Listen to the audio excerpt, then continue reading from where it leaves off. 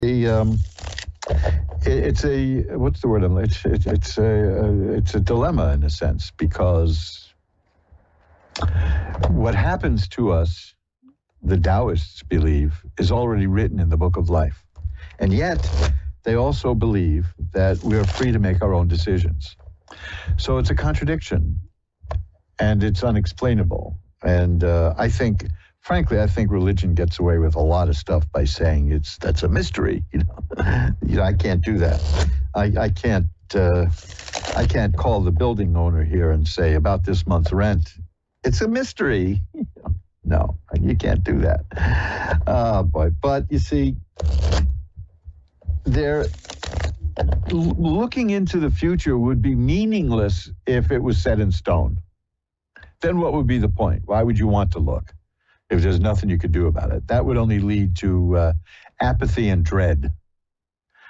But there are things you can do about it. And you see, it's one of the reasons people feel relieved after a tarot reading is that it can confirm, most of the time, it can confirm what they think is going on is actually going on. And that's what I like about it. The future changes. The future now is not the same as the future 5 minutes from now. And you are not the same person that you were before a tarot reading, because after the reading, you've got different information, and you can act on that and do things. So you see, there is an element of fate combined with free will, and it's a mystery. Karen in Washington is next. Hi, you're on with Reverend Elliot. Hi, you there? Yes. Oh, hi. How are you doing tonight, Karen? I'm doing all right. Great. What can I look at for you? My family dynamic. Okay. Anything in particular? That's kind of a big territory there. Yeah. No. I was married to their dad, and then he left, and then it was a horrible breakup. He never came back, and he never even came to visit the kids. Oh. And we lived in the same town. Well, and then I got with my high school sweetheart, and he turned out to be a nightmare. And I was with him for 5 years, and my kids are grown now, and our relationship from both men in my life has kind of scarred our family dynamic. I'll bet. There's no kidding. I applaud you for being here and being so lucid about it, because I'm looking at the cards and things have been bad. From what I see in the cards, it's been worse than you're saying publicly. You know what I mean? You're holding back a little, and I don't blame you. First, let me tell you what I got. The first card, I rarely get this card. It's the Hanged Man. That is a card of a person who has made sacrifices in order to do something greater than ordinarily would be expected. And that is you. You have made sacrifices for your children, and it's been good. You've handled it well. Let me put it that way, according to these cards. The Devil card is here. Now, that is not satanic. That is, you'll recognize this, as I describe it. It can be a man or a woman, but in my experience, when the Devil card turns up, it's almost always a man.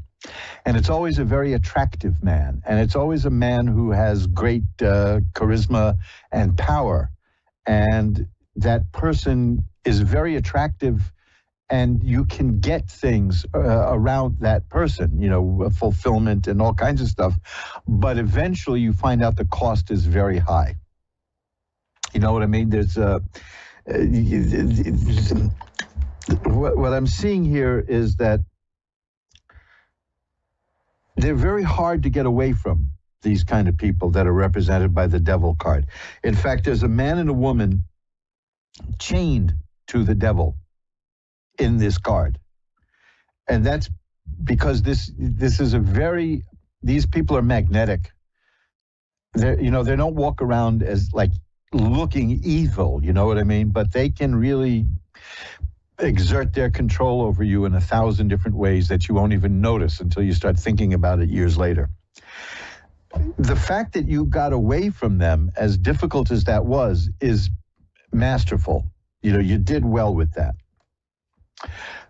That's followed by the Eight of Swords, which is a person who feels tied up and bound and doesn't know which way to go, which is what happens when you leave a dynamic person like that. And eventually you have to, because they can be they will be overpowering, and they'll just take over your life. And the best thing about it is they do tend to go away and leave you there and never talk to you again, you know, because they're off doing this to somebody else.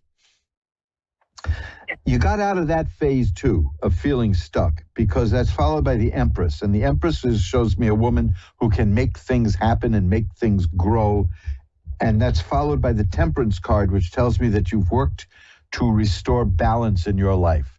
That's the main thing when we get involved with a person who is represented by the Devil card, is we lose a sense of balance, but we don't know it right off the bat. We know it later. We know it when they're gone.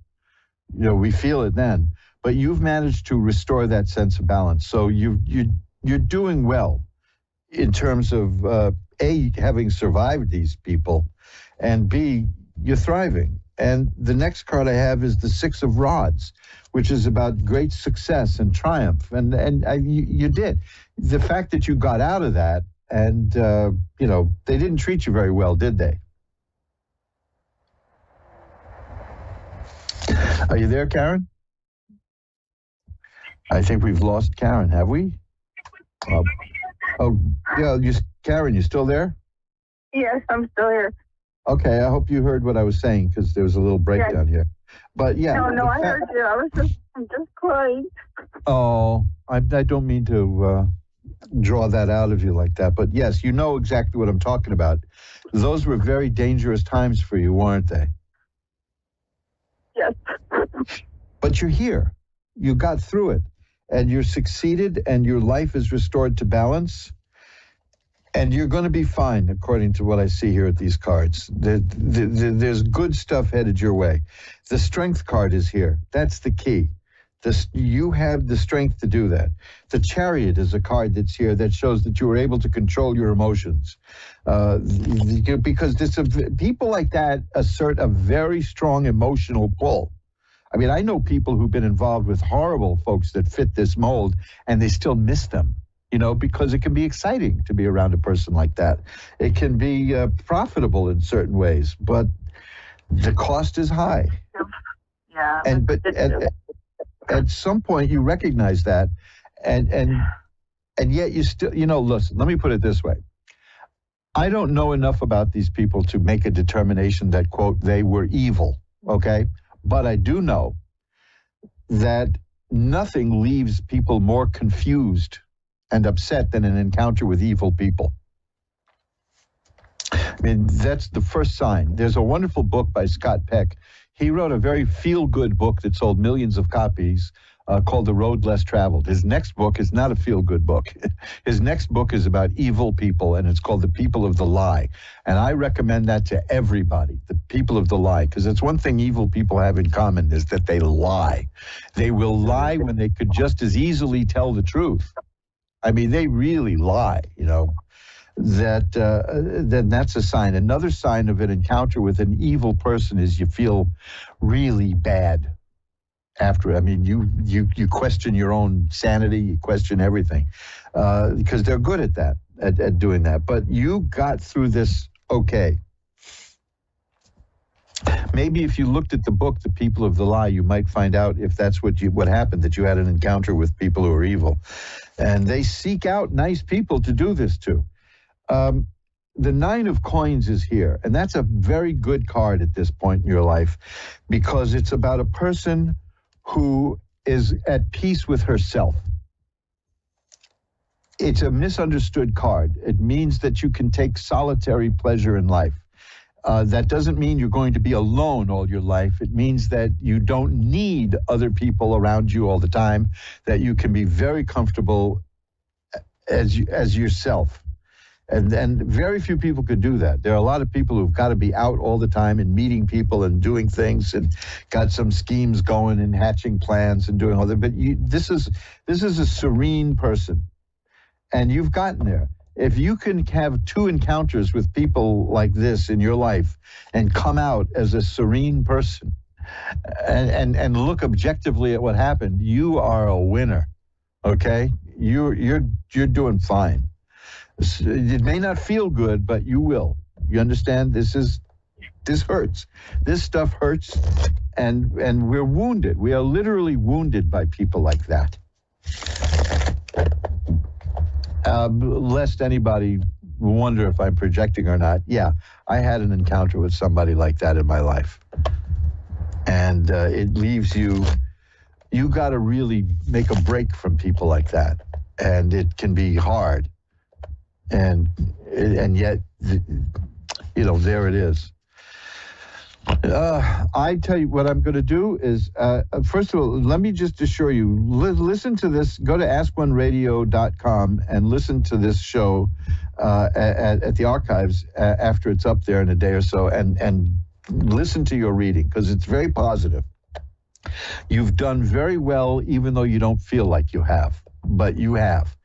And I will, after the show, light a white candle and send positive energy your way so that you can help keep those good vibes going, okay? And remember, and this goes for everybody listening too, but especially I'm talking to you, Karen. Ask Tarot, AskTarot at earthlink.net. That's my email, asktarot@earthlink.net, or you can find me through my website. There's all kinds of ways. Just Google Reverend Elliott's Magical Window, and you'll find a way to contact me. Anytime you need to, just drop me a line, and I'll be happy to pull a few cards for you on the house and see what's cooking, okay? Okay. Because I know you feel bad, and that's good. You wouldn't be human if you didn't feel bad after what happened to you. So it will listen, it will pass. And you'll be fine, okay? Okay. Hang in there, and I'll send that positive energy your way. And do not hesitate to contact me if you feel you need, even if it's just to vent at somebody. And we'll talk, I'll either by email or I'll give you a call, okay? Okay. Hang in there. Bye-bye now. Well, let's shuffle up the cards. This is something that I may want to devote a show to, may even want to devote a book to. Encounters with evil people can shatter you. Shawana in California is next. Hi, we've got a few minutes. Let's see if we can get a reading in for you. Okay. How are you doing tonight? I'm doing fine. Thank you for asking. How about yourself? I'm doing great. I've been tired all day, but I come alive. I wake up when I do this. I feel great. What can I look at for you? My marriage. Okay. Has the marriage ended? No. Okay. We're separated. Oh, you're separated. Okay, because I'm getting signs of things not going too well. But the worst is over is also what I'm getting in here. So that's good. There's a card here of optimism. There's a card that says that like I said, the worst is over. There's the Seven of Rods is a person who can sweep away obstacles. The Lover's card here, of course, that has a dual meaning now, but it's really about making a decision in life. So you have a big decision to make about this marriage, like you didn't know, obviously. One of the main reasons I asked was that there's a card here called the Three of Swords. And that shows a heart that's pierced by swords, and the heart is crying. And that generally indicates divorce and marital problems. It doesn't mean that you are going to get divorced. It just means there's a problem here. But that's followed by the Ten of Swords, which tells me that the bad times, the hard stuff is coming to an end. So the Lovers is telling me that it's going to be resolved one way or the other. It depends on which way you want to go. Right now, you don't really know what you want to do. Is that correct? Yes. Because that's the Two of Swords. That's the Two of Swords is like a stalemate. It's something that isn't moving. There's the Two of Cups here too. See, there's a lot of twos here. There's duality here. The Lovers has two people. The Two of Cups has two people. Two of Swords is a two. The Chariot is here, which has two horses. All this is telling me that right now you're just stuck, not knowing which way to go. Now, you know that, so I'm not helping you any. You're going to figure it out. I have the Ace of Swords here. The Ace of Swords here. The Ace of Swords is about a new way of thinking and a new way of seeing things.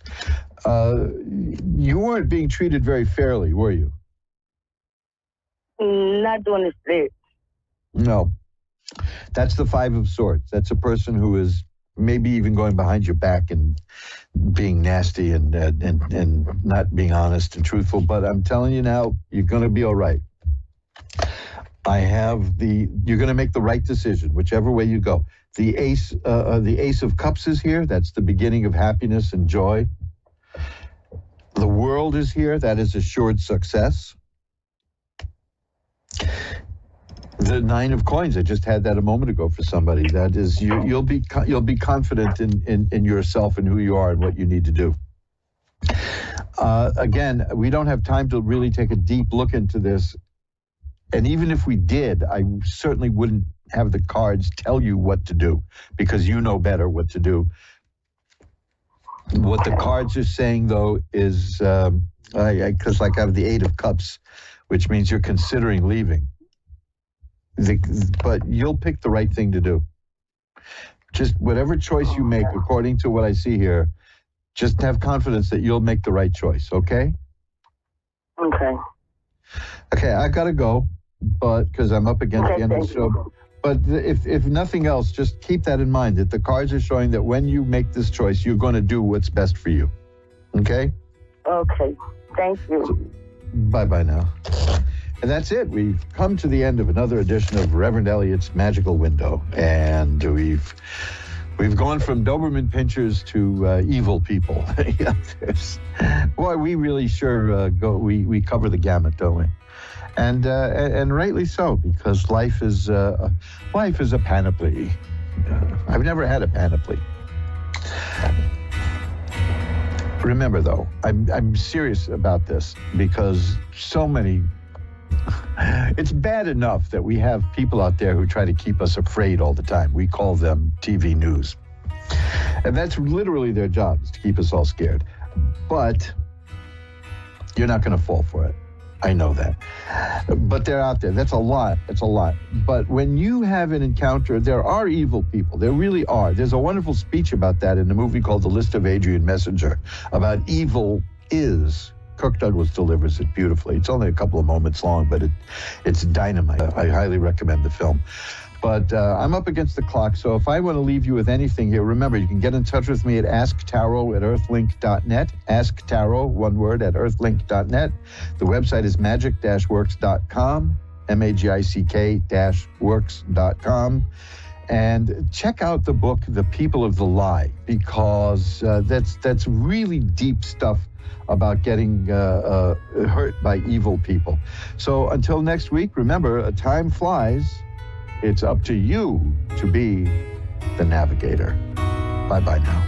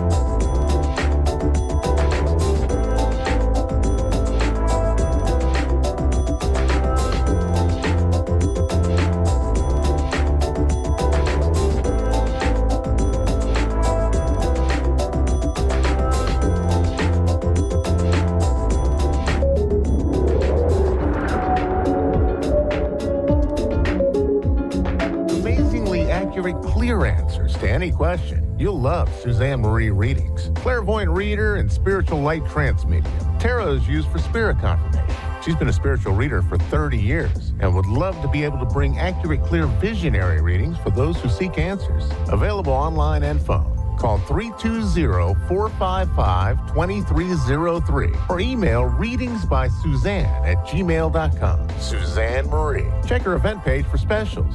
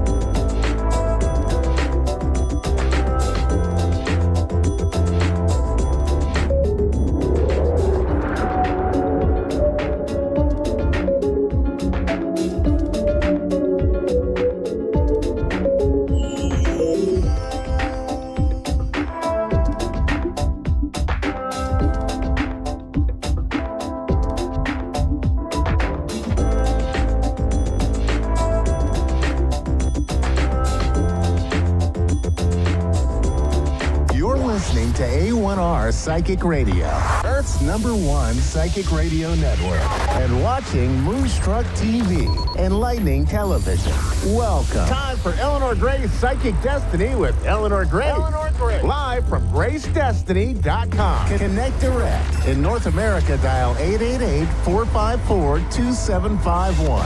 In London, 20-3519-2158. In Sydney, dial 02-8488-3147. Or online, contact us through our Facebook page, facebook.com/psychic radio. Or one of our websites, askoneradio.com or moonstruck.tv. This is Eleanor Gray's Psychic Destiny on A1R, the Ask One Radio Network. Hello, hi. How are you today? We had the eclipse, didn't we? All across America. So I hope you enjoyed that. What an exciting and special day that is for all of you. And of course, we've got a new moon to boot, and Aries is prominent. So for all of you Arians out there, have a great week because it is your time to shine. Now, that's a good thing to know, isn't it? So today we are looking at those love relationships around all of you, and I'm going to be using cards. I've got my tarot cards ready, as always, because I do like to just, get some time scales with cards and really look a little bit more in depth into your circumstances, see what is happening in your relationships to help me. I'm using my amethyst crystal ball. I'm just illuminating this here for you so you can see some of the energies that are accumulating here in the amethyst crystal. It's one of my very, very special crystal balls that I use. I love to have a look into the crystal, look right into the center so that you can see a little bubble. Perhaps you can practice doing this with me during the show when you see what I can see, or perhaps have a look at some of your own images. But here you've got a bright light right into the center of the crystal ball. And this is being illuminated here with lots and lots of chasms and shapes. And I'm looking at how we can adapt all of these images, these universal images, into predictions for you. So when I look into the crystal, it's just about seeing some of those really, really strong images so that we can say, look, I feel that there's somebody coming towards you. I can perhaps see an initial. I can see exactly where you are going to find your happiness. So it's time to dig deep. And we're looking here at our first caller, Alison. Hello there from Colorado. Hello to you. How are you doing? I'm doing good, thank you. How are you? I'm very, very well, really well. And let's just have a look now and see what we can see in the crystal ball for you. Alison, I'd like you just to see the crystal. Can you see that there on the screen? Are you looking at the screen, Alison? You can't see it, no? No, I'm not. Oh, you're not? Sorry. Okay. No, it's all right. It's okay. It's nice if somebody can, but all of our other viewers will be fascinated, I know. So I'm looking deep into the crystal ball here. It's the amethyst one. Now, this is for love, and it is for new beginnings that are going to come into your life. I feel that there's an ending and a new start here for you. Now, this is going to really captivate all of your facilities, I suppose, all of your energies, all of your aspirations too.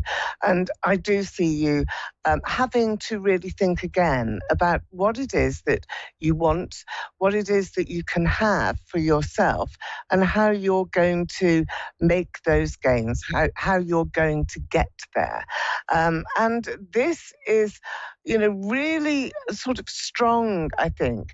And I feel that that's where you can be just expanding your life and really taking yourself into the very sort of next step. It's a bit of a leap of faith, I have to say. You are going to have to dive in and just expect that some of those prospects are going to be renewed for you. Are you in a relationship right now? Because this can also affect existing partnerships, existing relationships too. So is that your situation at the moment, Alison? Well, I've been married for 35 years, so. Right, okay. So we have a renewal then. And this is really exciting because it's going to affect you the most. And when you get a renewal of energy or I suppose starting again in an existing relationship, it can really prove to be something extremely powerful, very special. And I feel that this is something that you really do need to have in your life. The new beginnings, though, are creative and they will exacerbate your plans. So if you're planning to start a new job or move home or really look at a new career turn, that's going to be available to you. It's also a new start in your faith. So this is about your convictions with perhaps looking at spirit, mediumship, spirituality, your psychic senses, which I think are very heightened. And that's what I could see in the crystal, this really tiny sort of ball of energy that just exploded right into the center. And that gave me the sense of, well, this lady is very switched on. You are in perfect harmony with yourself. I think you're quite driven. You know exactly where you want to be and where you want to go. I do feel some sadness and disappointment, though, in your heart here, sort of in your heart. Do you have any problems with your heart? I must ask you that because I keep hearing this sort of thump, thump, thump. What's that all about? Have you had some blood pressure problems or issues at all with your heart, Alison? Like physically? Yeah. Let me see. I do have low blood pressure, so that's always been an issue. Ah, okay, same here. I do too. It makes you able to cope with lots and lots of different things.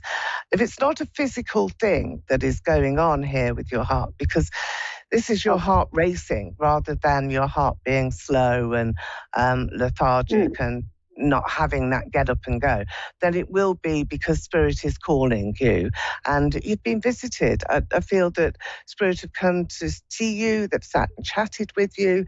There's a lady here who is so very special, and she's come into your crystal, and I will just show that crystal again to everybody because it's really quite special when we see this.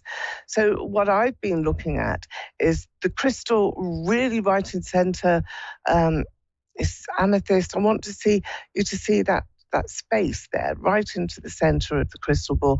This is where Spirit really show themselves to me. I do have this lovely energy that's floating around, not a bit lost, not really knowing where she is quite, but she's surrounding herself with your energy. So she sees your light. She comes in very closely to see exactly where you're staying, where you are, where your heart is, what is happening to you, and where your sort of sphere of energy is. And it's a bit like you're enveloped here in this white light that's all around your head. It's all around like a bit of a halo that's hanging over you. It's very special, and you have to take this as a sign of a goddess sort of energy that is being given to you. So this must be your mother, your grandmother. I also have the initial of C very strongly here, and I really feel that there's a Christine around you, or Christina. Who is that to you? That would be my great grandmother. Okay, well, it's her then. Now, she's been bringing in other family members too. So she's like at the top of the line. She's come a long way, and I knew that, which is why we had to grapple with that crystal ball and really pull her along. And she shouted, was it Christine, or was there an ah at the end? Was it Christina? What was her actual name? I think it was Christine. I do have, my mother's name is Roberta.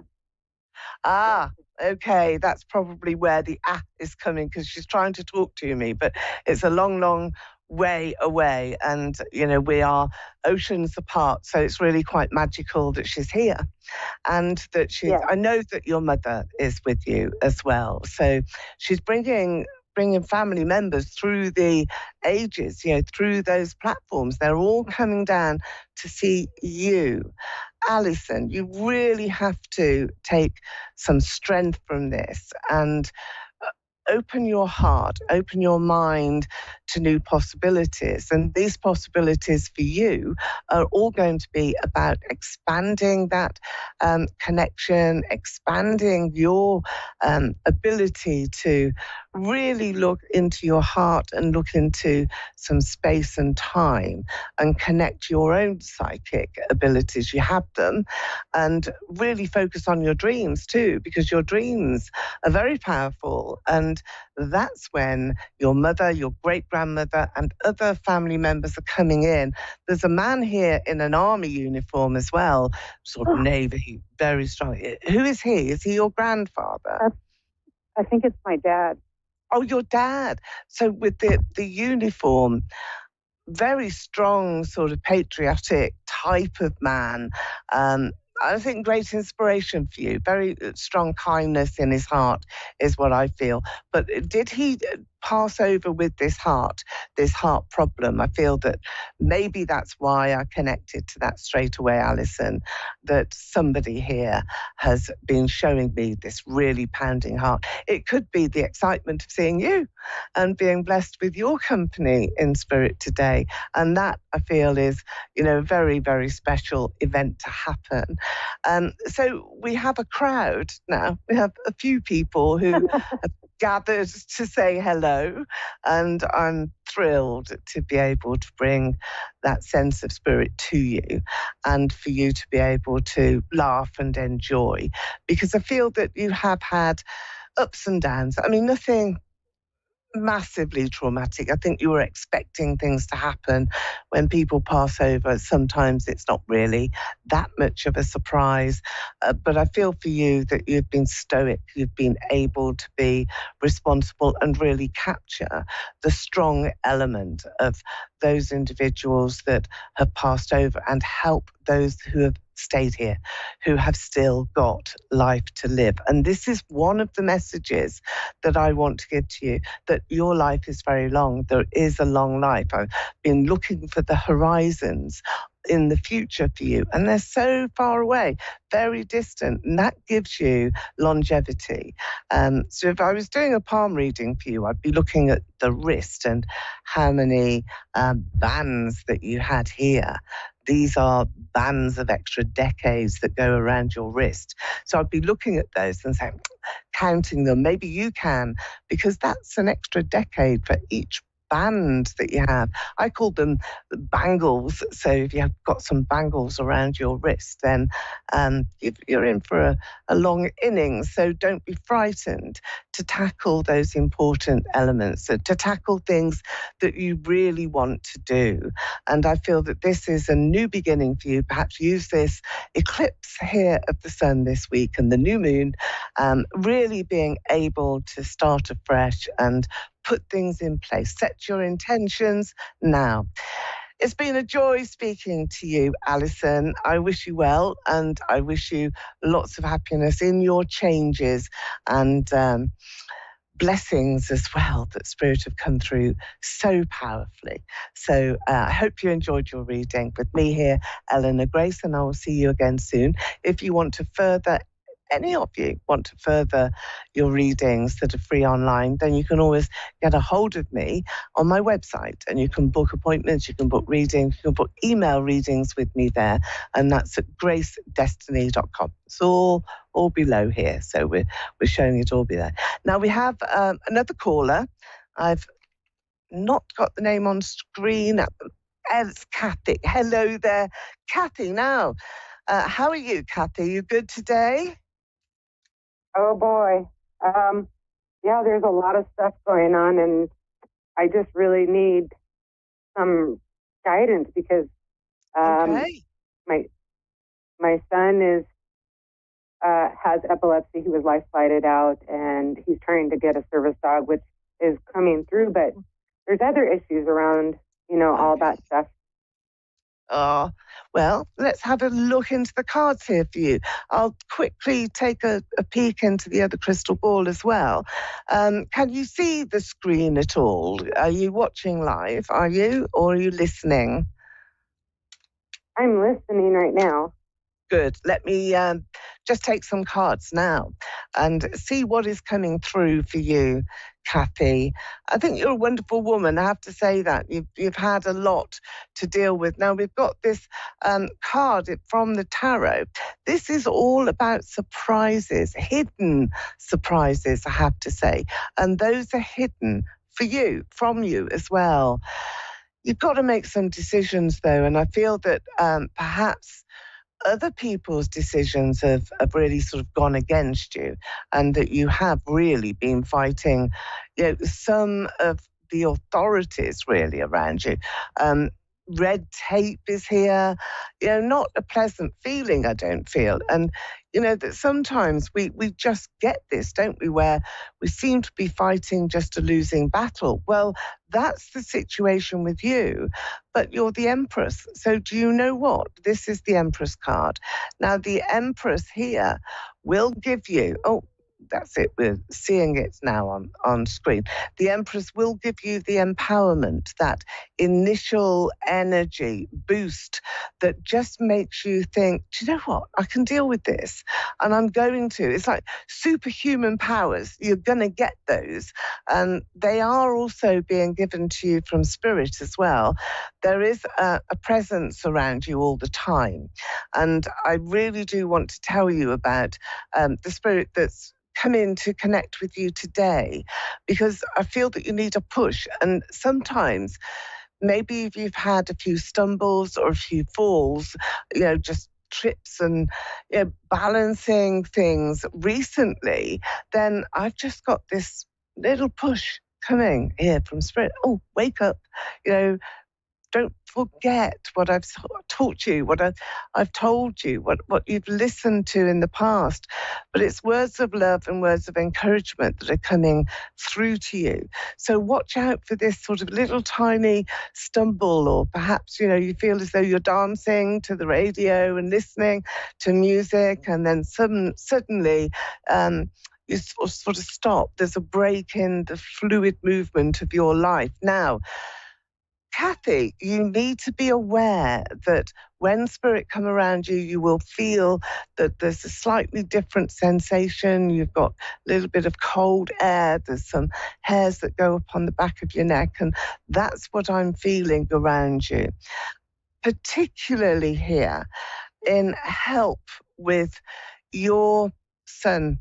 But he's not the only one that you help, is he? You are going to be tackling those ones in authority around you because you need more help, and there's help coming. So I think that you've got to gather strength with that. Let me just take another card. You've also got to be thinking about finances and resources. What do you have?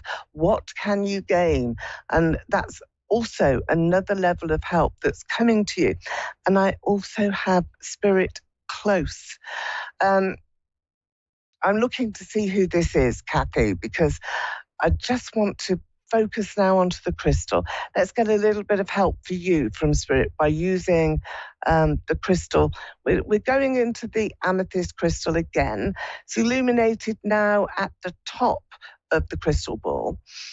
That says to me it's your higher mind. Now, you need to meditate a bit. You need to be bringing in some of those higher thoughts and energies, particularly in your dreams. And I do have those loved ones in spirit gathering around you. It's a man that I feel is the strongest, and he's come forward as quite a character, would have been happy to have a go at anything, would have taken anything on, very protective around those ones that he loved, and also very removed. So he could have been quite a strict character if you didn't know him very well. So he wasn't a person to approach unnecessarily. Is this your father that has passed over? Because there's another man that's standing by him, and I feel that that's his brother or brother-in-law, but there's two. Does that make sense to you, Kathy? I know that my father was military. I know that he was probably very strict. I didn't get to meet him in person. No. Well, you're meeting him now. I felt that there was an estrangement, but he is with a comrade or a brother, and he is regretful, but he's been protecting you. He's been regretful that he hasn't seen you, hasn't had the opportunity to spend lots of loving moments with you. But in his time, that wasn't possible. When he was here, it wasn't up to him. He didn't have he didn't have the chance, but he wanted to. So he does come to you in your dreams. He is somebody that you can rely upon in many ways now. You can ask questions. You can say to him, well, okay, what do I do here, Dad? Didn't see you, didn't see your face. I didn't have that energy with me. But what I do have is you now, and I know that you're a part of me. I think that he's particularly interested in your son, and I feel that he had a lot of knowledge about your son's ailments too. Perhaps he suffered in a milder way, or he experienced others who had similar conditions or even the same conditions. Now, I've drawn a card for you. This is the card of justice. And the justice card will tell you that it's time now. It's time for you to look at things very truthfully and honestly and decide for yourself what it is that you really want. And again, I do have new changes and new developments that can take you into, I think, very special places. Your son will last a lot longer than you realize. I feel that his longevity recently, over the last year or so, has actually been down to you. Is that right? Have you been the one that has actually kept him going, Kathy? Yes. Yeah. But you've had help Yes. too, haven't you? There's a woman by your side who I feel has helped you. She feels close by, a good heart, a good neighbour, a good friend, and a person that you can rely upon. She's always going to, it's like she's been sent from angels. There's a goddess energy around her, and I do have angels with you. There's blessings that are coming to you as well. Do you go to a church? There is a church that I saw in the crystal ball. Let me just put this up again. You may not have the faith to believe, it's not about that, but it is about a building, because I am seeing a building here, and perhaps it's a place that you can go to just to get some peace, some quiet, some opportunity to relax and to really feel as though everything is happening for a reason. Is there a church that you visit? No, I don't have one right now. Is there a church locally? I mean, just the building, even just the outside of a church. Well, if you're not going into one for faith reasons or anything else, then there's a church that you will visit. It's here. It's prominent in your crystal.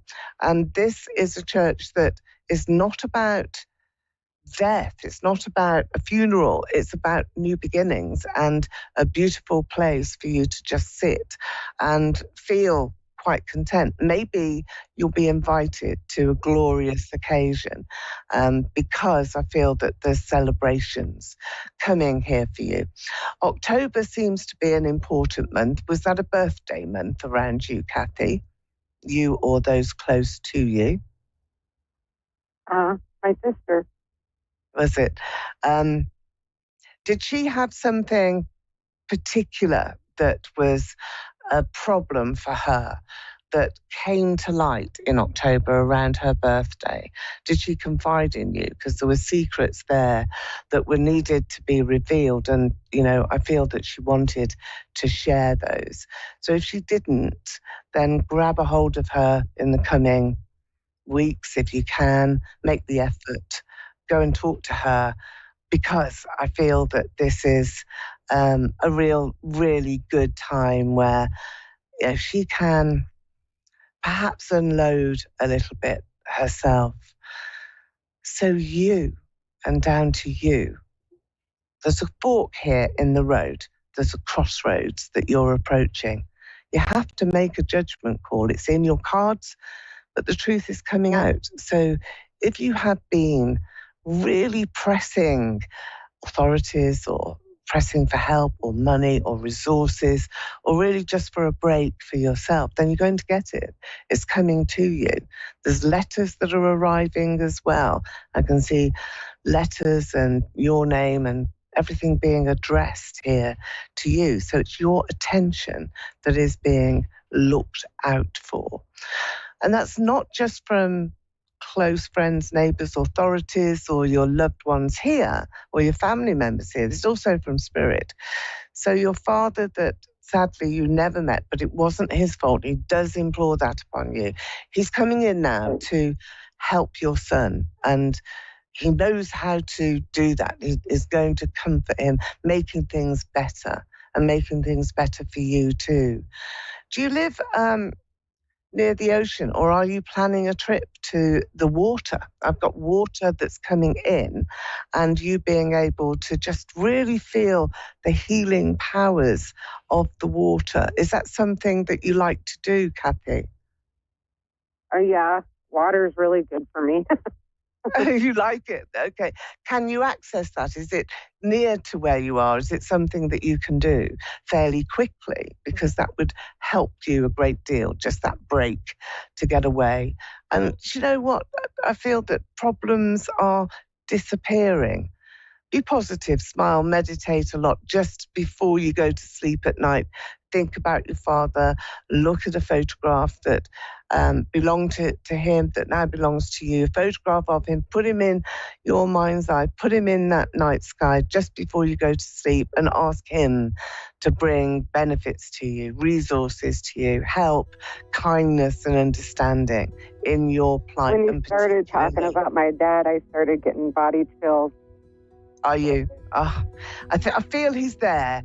So the body chills, I'm really not surprised about, because I am too. You know, I feel very shivery and very cold. Kathy, it's been wonderful to speak to you. We've come to the end of the show now, so I'm sorry to have to and leave you, but good luck and all the best here for your son too. Okay, guys, it's been Eleanor Grace, and it's been lovely to do your readings for you today. I hope all of you make a wish as well on the new moon and the eclipse. And don't forget, set your goals, make some intentions this week. It's going to be your week. And I'll see you same time here next week on A1R Psychic Radio and Moonstruck TV. Eleanor from London. Quick wave. Bye-bye. Bye-bye.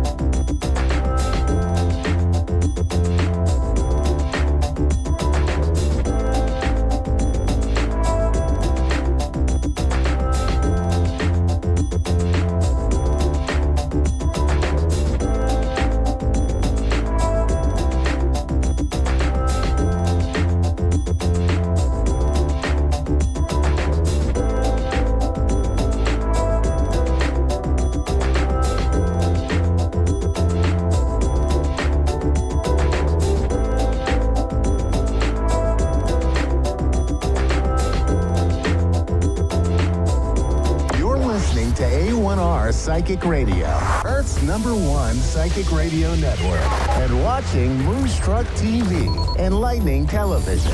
Welcome. Time for Divine Heart Channeling with Ivana Botic. Search Divine Heart Channeling on Facebook and all other social media. Connect direct. In North America, dial 888-454-2751. In London, 20-3519-2158. In Sydney, dial 02-8488-3147. Or online, contact us through our Facebook page, facebook.com/psychic radio. Or one of our websites, askoneradio.com or moonstruck.tv. This is Divine Heart Channel on A1R, the Ask One Radio Network.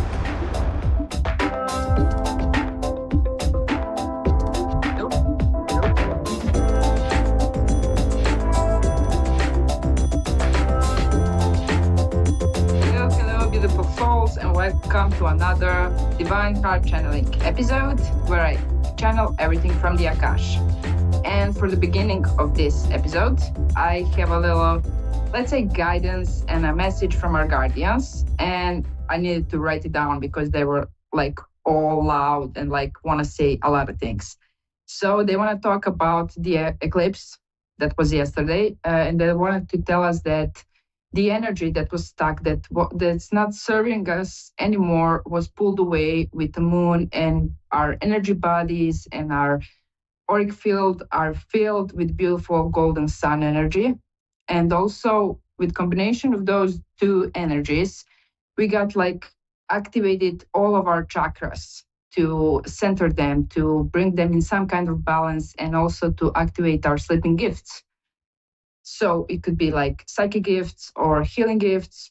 You will see it coming very, very fast and very soon, because these energies are helping us with this mass awakening, and it's going to be a fun ride. I promise you that. And also, one thing that I wanted to tell you guys is The Guardians wanted me to go back to some of your questions, and you will see why. And first, I would like to start with Bobby's questions. Couple of, I think it was for the last show, but doesn't matter. The Bobby wanted to know, is her relationship with her kids gonna get better and more loving and all of that? The Guardians want you to know, Bobby, that the things are going better. The barriers that you put, they're showing like walls you guys put between you.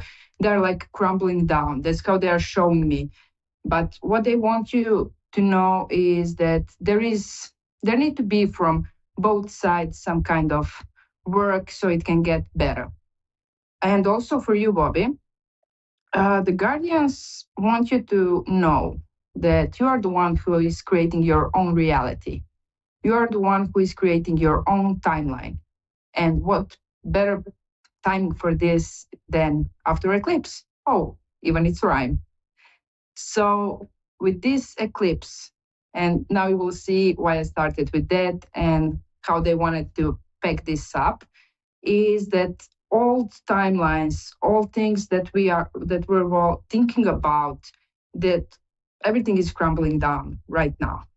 And we have a chance that we can create our own new timeline the way we want, the way we desire.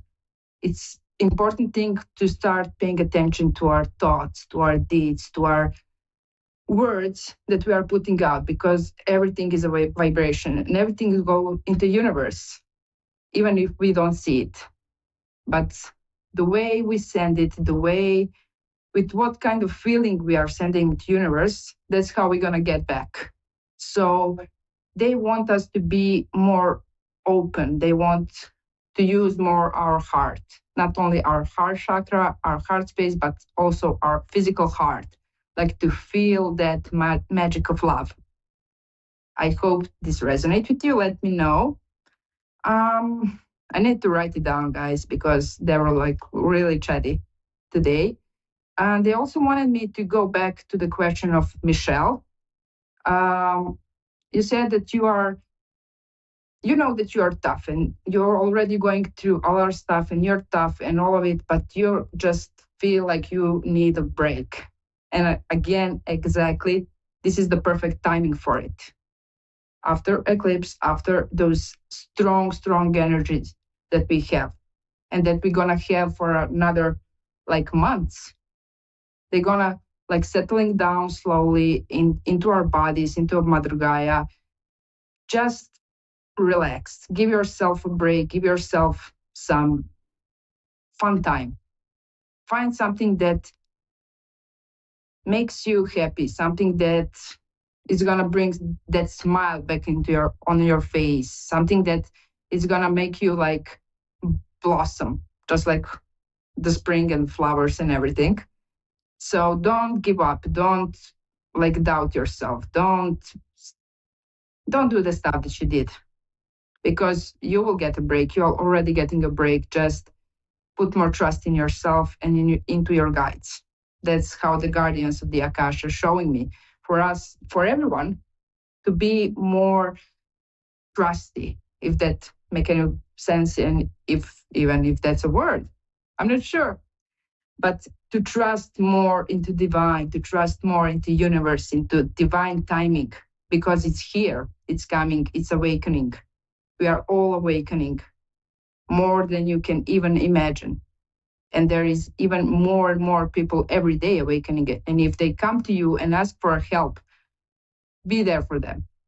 Don't let them walk alone into the dark and not knowing what's happening. You can help them. Even if that's just like one sentence that you read somewhere, if that make any sense.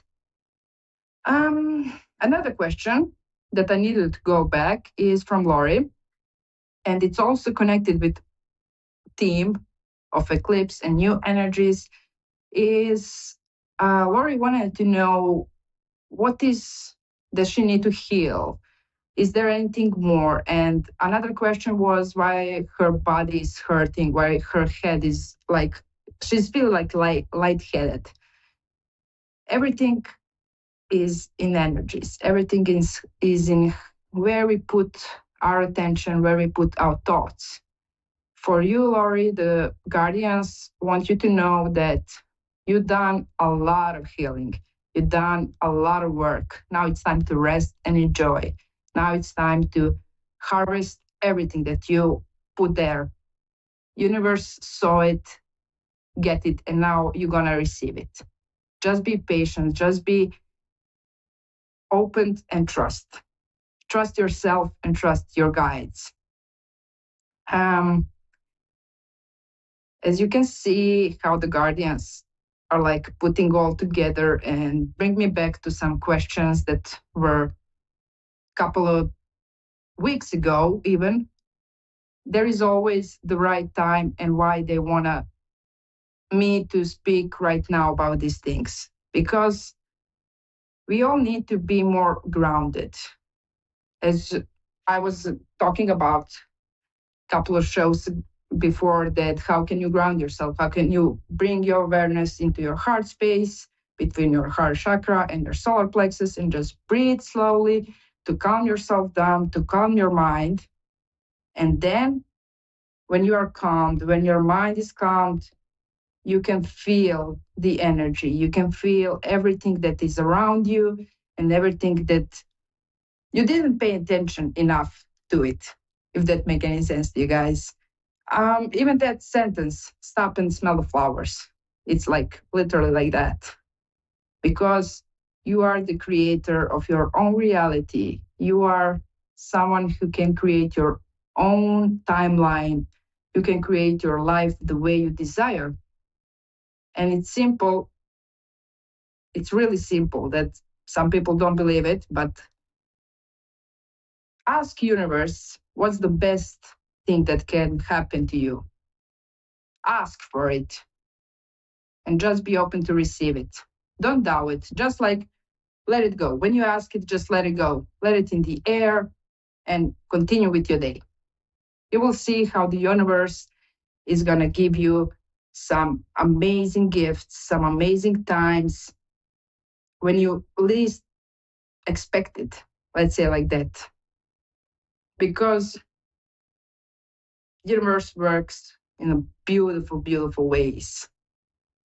Another thing, while we are here, it's like rumbling in my head. They want me to talk about a lot of things.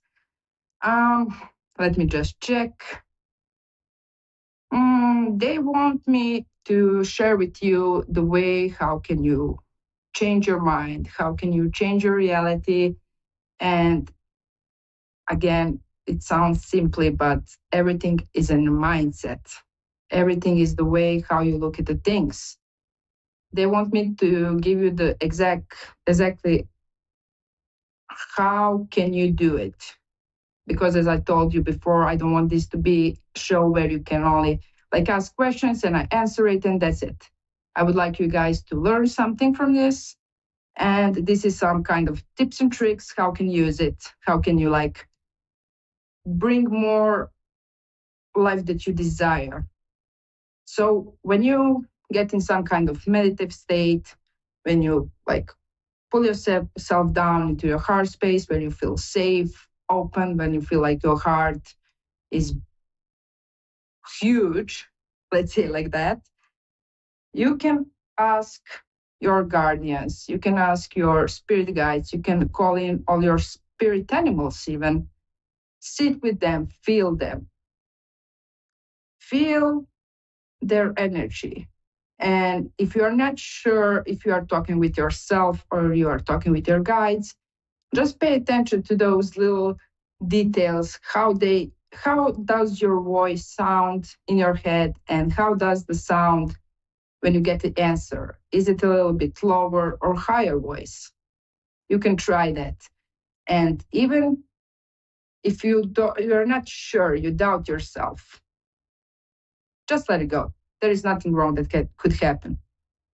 And also the guardians, the other thing want me to tell you is ask the universe what's the best that can happen to you, and give the universe some task. Give the universe, for example, say, I am happy.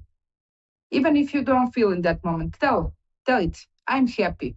And the universe job is to provide you that feeling, to meet you where you are.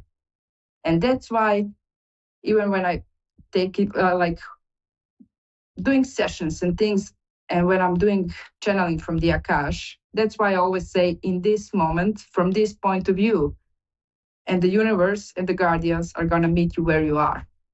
So be mindful, be open, ground yourself, and most of all, be happy and appreciate where you are. Thank you so much for this. I really enjoy being here, and until next time, bye-bye.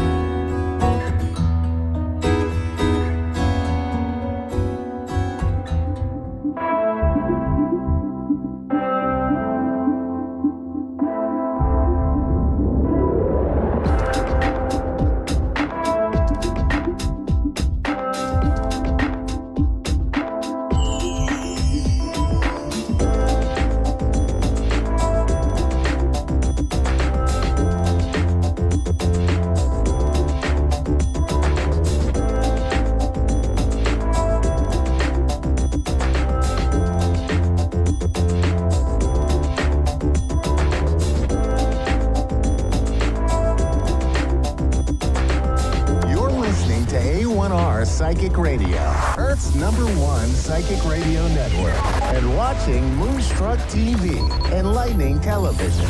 Welcome. Time for astrology and psychic readings with Lady D. Lady D. Live from LadyDPsychicParties.com. Connect direct. In North America, dial 888-454-2751. In London, 20-3519-2158. In Sydney, dial 02-8488-3147. Or online, contact us through our Facebook page, facebook.com/psychic radio. Or one of our websites, askoneradio.com or moonstruck.tv. This is Astrology and Psychic Reading on A1R, the Ask One Radio Network. Hello, welcome to Astrology and Psychic Readings with Lady D. I'm your host for this segment, Lady D. I hope you've all had an amazing week during this Mercury retrograde, the first week of Mercury retrograde. So we've only got a couple more weeks to go, so it's still the 25th. So actually, it's only 4 weeks, this Mercury retrograde. And it's in Aries.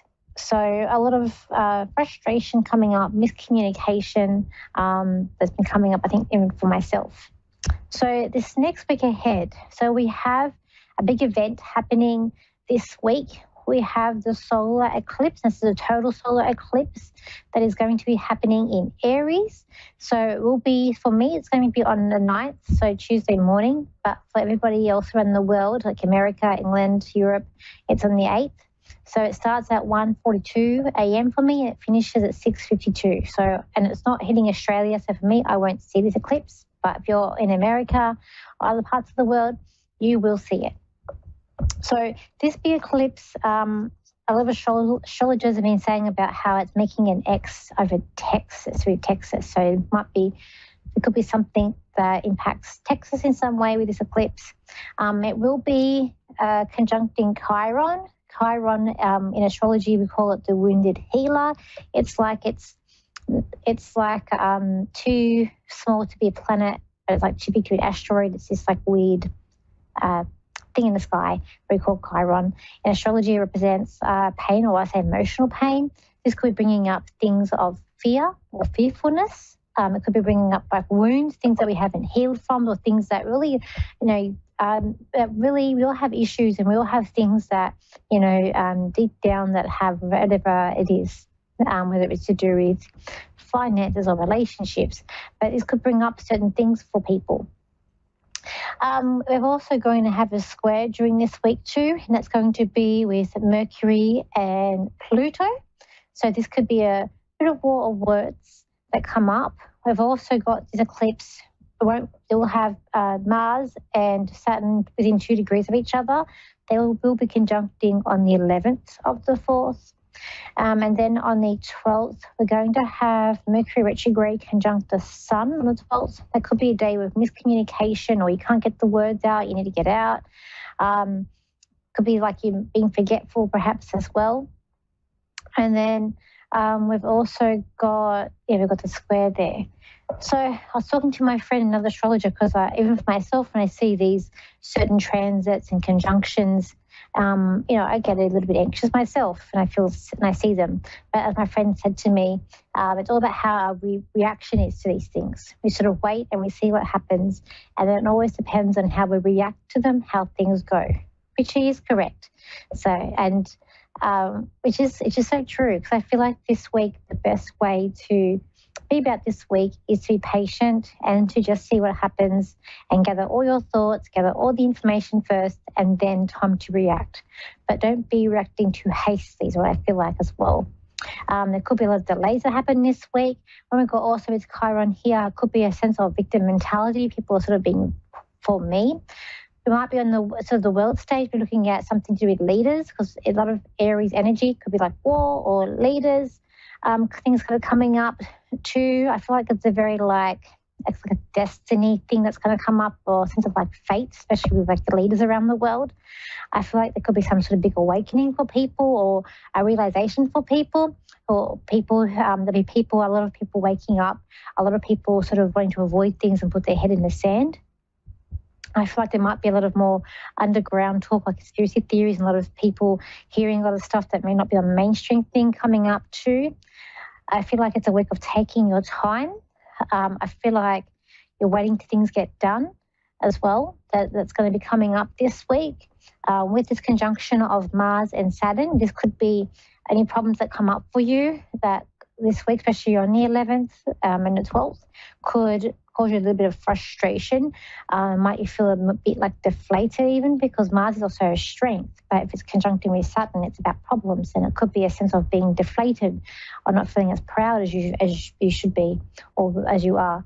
And we think Pisces too, it could be a sense of, could be things coming up with mental health, could be coming up this week with that transit too. So it is going to be an interesting week ahead. I think it's a very good advice to be patient, see what happens, wait to react. Don't react on an instant. Really try to stay calm and stay cool, calm and collected this week for the transit that happens. I feel like this eclipse will be quite interesting, and I feel like, unfortunately I won't get to see it, but I feel like, it will be very interesting and a spectacular thing to see. So if you can see it, if it is in a time zone or you're in a place that you know it's going to be visible, I recommend to be able to go and see it, because I think it'd be really interesting. I always like seeing, when I see the solar eclipses and I'm able to see it, I'm always going out, and I feel like it's very interesting to see and have a look at. So let's go to the caller. So we have here Tammy, who's in Colorado in America. So hi, Tammy, how are you? I'm good. How are you? I'm good. How can I help you today? Yeah, just need financial and family. Financial and family. Okay, let's have a look here. Okay, look here. Okay,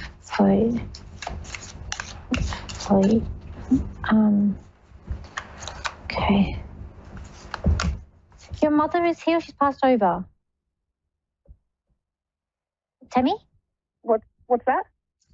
Your mother, she's passed over. She's here with us, or she's passed over? She's not passed over. My grandmother she's here has. With us. Would she be a baker, like baking pies? No. Okay. It's like I can see you tasting pies, or like apple pie, or like cherry pie, like fruit pies here. And I've got this lady who's got, she's like, first of all, I thought it was a symbol for maybe you trying to try things or not making up your mind on certain things. But then I could see this lady's like a lady with me, and she's telling me, she's like, oh no, it's me. Probably my grandma. I heard like mum. So was this like lady like a mother figure, or on your mum's side of the family? My son passed away. My grandmother and a cousin. Okay.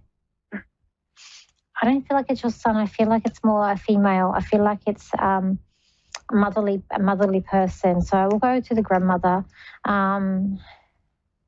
I feel like she likes to be called mum. I feel like, she's like a mother, a very maternal figure. I feel like I keep on hearing mum, or it could be that I need to go to your mum as well. I need to see what she's got going on here. She's got here telling me to stay calm. This lady, I feel like she's up in the air. So I feel like maybe for her, she would react in certain ways. There's a way that she sort of react. I also feel like there's a sense of like blood pressure with her, like you're like up or down, like seeing that the pressure can be down. But I feel like there's a sense of a little bit being like dramatic as well with her. And it's like there's a good side and a bad side, but it's like she's very like one or the other. So I feel like she's very like stern, and it's like, yeah, it's like one or the other with her. Like she's no in between here. It's like, she knows if she likes you. With her, she doesn't like things too complicated. But you're different to her. You're more open to her than she is. You're more. I feel like you're very friendly as well. Okay. Also, I feel like with you, when it comes to like money, there is something ending. This card is really standing out to me, and this card to me is about endings or walking away from something. But this is something that doesn't fit you anymore. I feel like this could be to like finances, or could be a job, but I feel like it's something that doesn't really fit you or fit your lifestyle anymore. I feel like it's something that you've outgrown. And I kind of feel like there is better opportunities coming for you. I also feel like a sense like this card's also sending out at me. This card to me is also about it being watched. So it again could be like a work thing where someone's watching you. I feel like, or you're being monitored in some way. And I feel like you need a sense of like freedom too. It's like you're on a new journey coming up here in September. So I feel like September could be like a new journey for you as well. Also get that you're under the thumb too, which I feel like it would also be to do with work as well. It's like a walkout that happens. It's like you just sort of get up and walk out. But I feel like there's a new opportunity coming up for you. So I do feel like it's not like you're without anything, because I do feel like you're going out like through one door into another door. So I do feel like there's a new job coming in, opportunity coming in. I do feel like when you get to like next year, I feel like your finances are starting to stabilize, where you're able to manage more and budget more. So I do see more like money being able to save and build up for you too. There's also a sense of like a dream come true. I also get Disneyland with you. Your son that passed over, do you like Disneyland, or are you going to go Disneyland? I've never been there. I can hear a child but saying, well, I want to go Disneyland. So I don't know if this is your son or someone that's like living, but I do get a sense of like this thing about Disneyland with you. So I don't know if you're going to go there. I do feel like there's hearing someone, this boy wants to go too.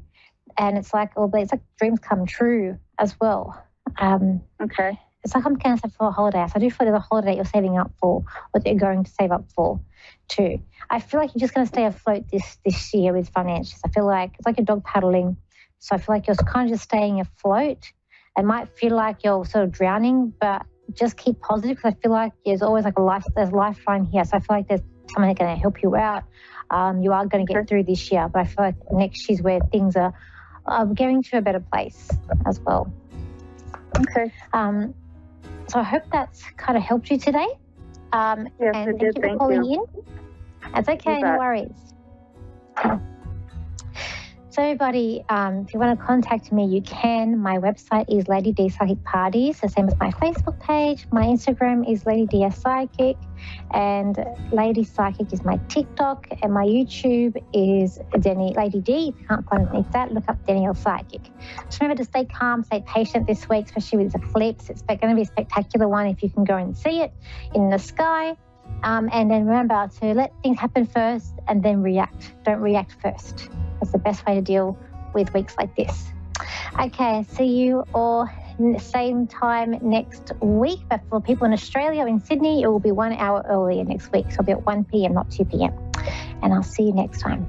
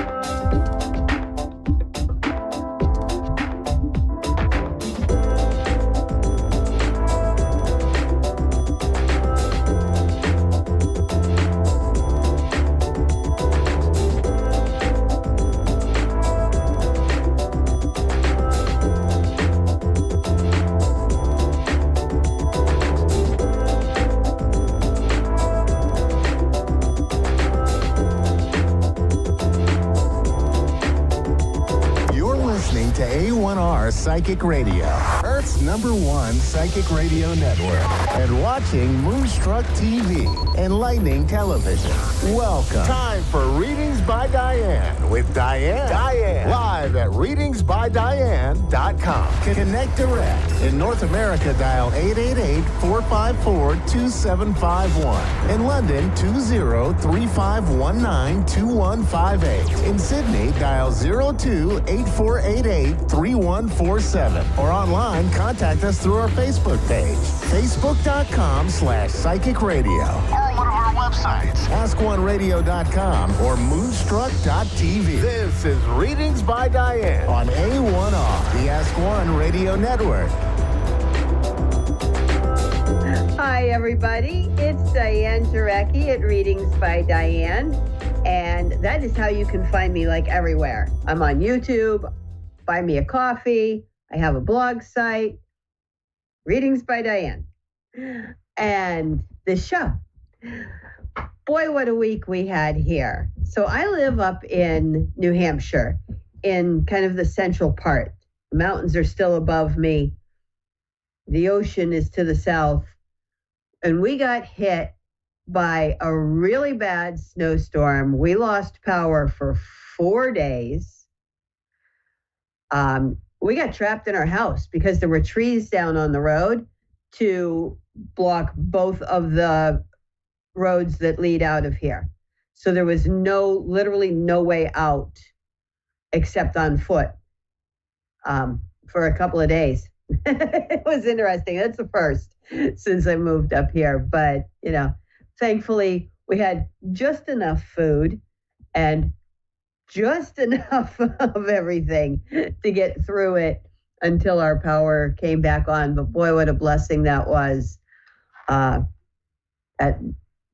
warm shower felt great because we have a generator, but we can't power the water heater with it because it draws too much electric. So, because everything here is electric. There's no natural gas here. So if you do gas, it's propane and it's expensive. So anyway, it was fun. And I had a huge event over the weekend. I didn't even know if I was going to be able to go make it to the event. It was an hour away. I mean, I have never seen so many tree cutting and electrical, electricians' trucks in my life.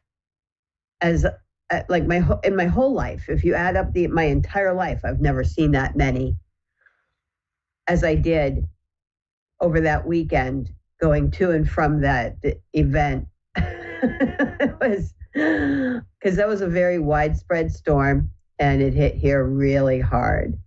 We're still digging out and recovering. Well, the roads, everything is melting now.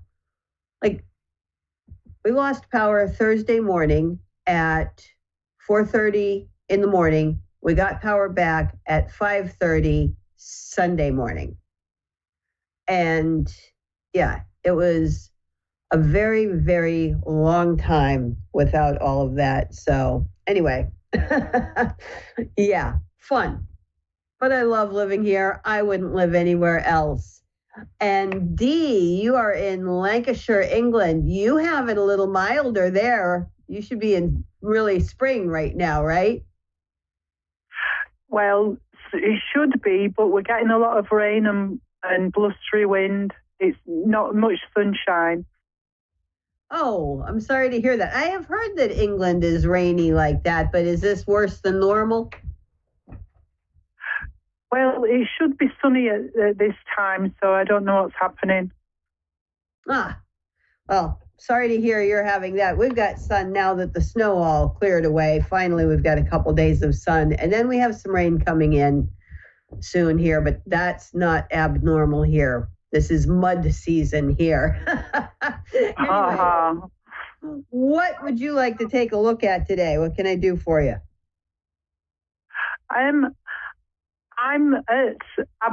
come to an ending and I'm just waiting for the new beginning, and I'm just wondering about direction and what is coming in for me. Okay. Is there a particular area of life this is in? Is this in a relationship? Is this in career? There isn't a relationship at the moment, so that would be interesting. And maybe a move of house too. If there's anything on the horizon with that. Okay. And let's take a look at that. All right. And I'm going to use the Lenormand for this because it gives a lot more insight for that type of question. If that's okay? Yeah.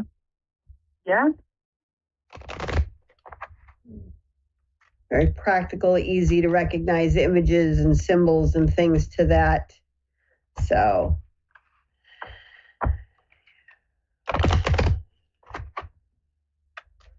One more shuffle here.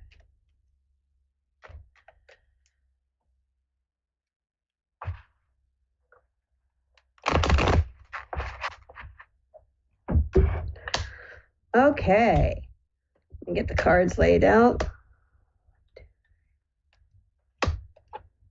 6,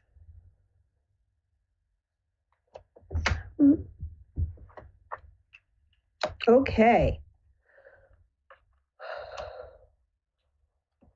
All right, Dee. So we start with the key and the woman, which tells me like you have been successful in the door that you're in now, but with the ship on the other side of this, on the other side of the woman, this is definitely showing that like readiness to move on. Like you're ready to take that key and put it in a new doorway and move, because the ship is always about movement and moving.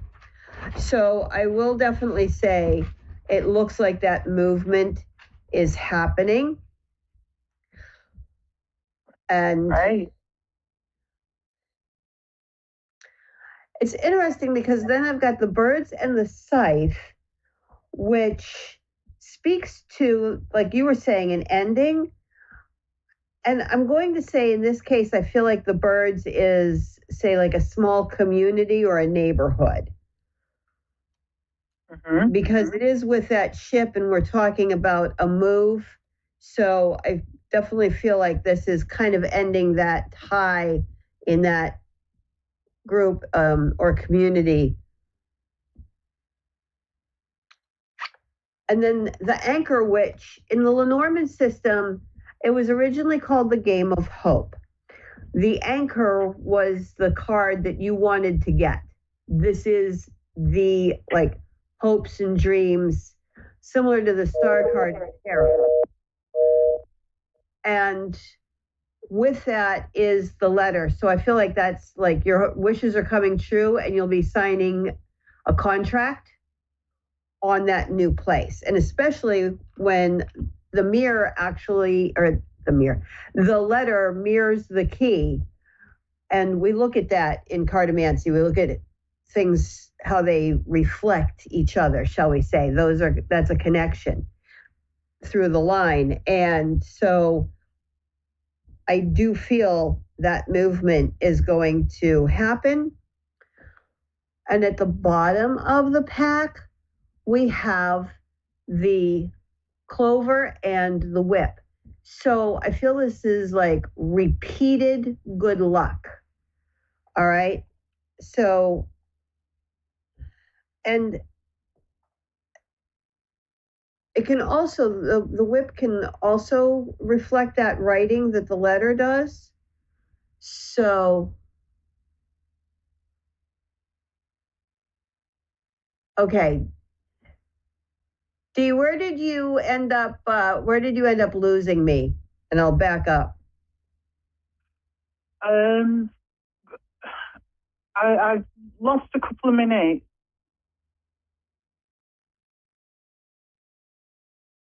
Do you want me to start back at the beginning of the whole thing? Oh, if you don't mind, would you? You said about moving, definitely about the community, about the birds and the community. So you were at the sites and the birds with the community being coming to an end. Okay. Yeah. All right, good. Because I don't know if I've got time to go back and do the entire thing. So yeah, I said the anchor and the letter. And the anchor is like the star card in the tarot would be. It is the biggest hope. This was like the best card when it was the Game of Hope that it originally started out as. And it was the one that you wanted to get. And with the letter, I see that as your wishes coming true for signing a new contract. And especially since that contract, that letter mirrors the key. So definitely feeling like that is the contract on your, like key to your new doors. Okay. Wow. And then at the bottom of the pack, we have the clover and the whip. And so the clover is a symbol of luck, right? 4-leaf clover is very lucky. So the clover is good fortune. And the whip, again, can be a pen and that signing thing, or just repeated good luck. So if you had good luck finding your first place or the place you are now, you're going to have good luck again finding the next one. All right. So wow. Yeah. Definitely feeling that move is going to happen, and that, again, with that clover in there, I feel like it's going to lead to, good things for you. You've got some really good cards on that. So I feel like if there's any stress or anxiety or anything in your current location that's making you want to pick up and move to a new one, that is coming to an end. Again, we had that scythe there, because the birds can also be stress and anxiety, as well as a small group or a community, small community. Larger community would be the garden. Small community would be the birds.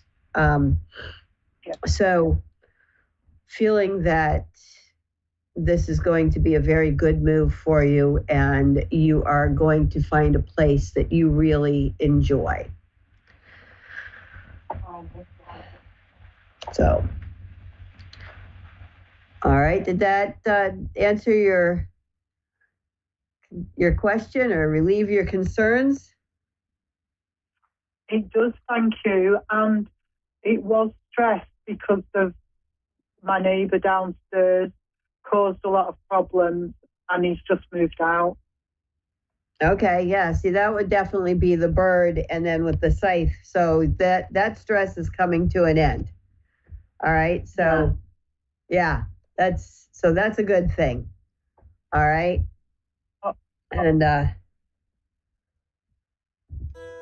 And we'll follow up at the end here with the heart card. So I feel like you're going to find a neighborhood that you really love. All right. Wow. The whip does kind of indicate it might take a little bit of searching, but that clover tells me that you're going to find it. Okay. Oh, okay. So just don't give up if it takes a moment. But, that ship is sailing of being where you're at. All right. Oh, wonderful. Thank you so much. Oh, you're so welcome, Dee. And I hope the weather gets better there, too. I have friends that are in England right now visiting their daughter and son-in-law and grandchildren and all. And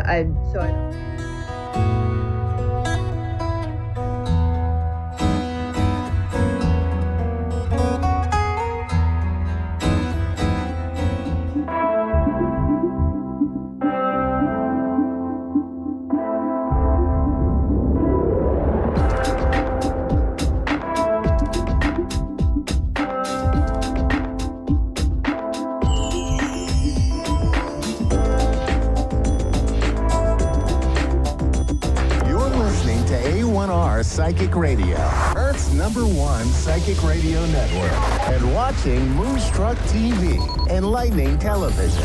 Welcome. Time for Spiritual Connections with Psychic Medium Cindy. Psychic Medium Cindy. Live from Facebook.com/Psychic Cindy. Connect direct. In North America, dial 888-454-2751. In London, 20-3519-2158. In Sydney, dial 02-8488-3147. Or online, contact us through our Facebook page, Facebook.com/Psychic Radio. Or one of our websites, AskOneRadio.com or Moonstruck.tv. This is Spiritual Connection on A1R, the Ask One Radio Network. Hi, everybody. Welcome to the show, and I hope everybody's having a good day. And as always, I am happy to be here this evening. So I just wanted to talk about a few little things that are going on for those of you who listen to other psychics and certainly pay attention to what's happening astrologically. Like, we are in a portal today. It's April 4th, so we're in the 4/4 portal. There's a lot of talk about this eclipse season. There's a lot of talk about Mercury retrograde. And, I'm just going to give you a little bit of advice about this. I feel that the best thing that you guys can do, like today up until about Tuesday or Wednesday, is just write out your intentions. Like, it's a new season. Like, we're in Aries season. We've got this opportunity now. Just, what do you want your life to look like over the next year? Or what do you want it to look like this time next year? And I think if you do that, you get those intentions out to the universe. If they're meant to be for you, they will come in for you. If they're not meant for you, then they won't come in. Other things will come in. So So don't fuss too much about it. Don't be scared. Don't be afraid of these astrological changes in the universe when they happen, because this is nature. We always have full moons. We always have new moons. We always have eclipses. And if you look at it a positive way, good things will happen for you. So I just wanted to mention that, and we are going to get a caller. But before we do that, let's do a few cards for you guys. Take what resonates. I'm just going to pull 3 really nice fairy cards for you guys. See what the fairies have to say, because they're so beautiful, so gentle. And let's just see. Nice. Okay. So the first card, this is so fun. So the first card we have is holiday. The answers you're looking for can be found during a vacation, retreat, holiday, or just a little getaway. So some of you may be planning holidays. You may be looking at summer. Like we're in spring now. You're already thinking, hey, what are we going to do for the summer? But whatever you're going to do, you may find some answers there. The second one is, whom do you need to forgive? As you release old anger and resentment, you will find your wishes will come true. So, and this is kind of fitting actually for this sort of eclipse season, because it is about, eclipses are always about releasing and getting rid of things. But, forgiving people is a beautiful thing. It doesn't mean that what the person did to you was correct or right. It just means that, you're not going to carry that negativity around. And your last one is travel. So, I mean, just reinforcing the first one about holiday. The second one is travel, or the third one. An upcoming trip proves to be life-changing in a positive way. So, for those of you that are planning a trip, or maybe spontaneously all of a sudden the trip is going to come about, it's going to be a good thing for you. So, nice. I love travel. I do. So, I'm excited for you guys. All right, so we have Maureen in Burlington, Ontario, who is on the line and ready. So, hi, Maureen. Hi, Cindy. How are you? Good. How are you? Not bad. What can I do for you this evening? Well, I'm going through a lot of changes, and I just wondered if you could give me some of your insight. Okay, sure. So, do you want to give me, I'm sorry, are you going through changes in relationships, or are you moving, career? What's happening with you? Family and work. Family and work, okay. Well, let's do family first, see what's going on there. I'll pull a few cards, and then if we need to dig a little deeper, Maureen, we'll do that, okay? Okay.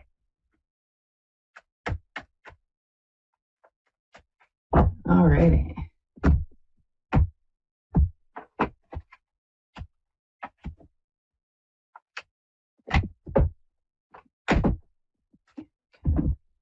All right.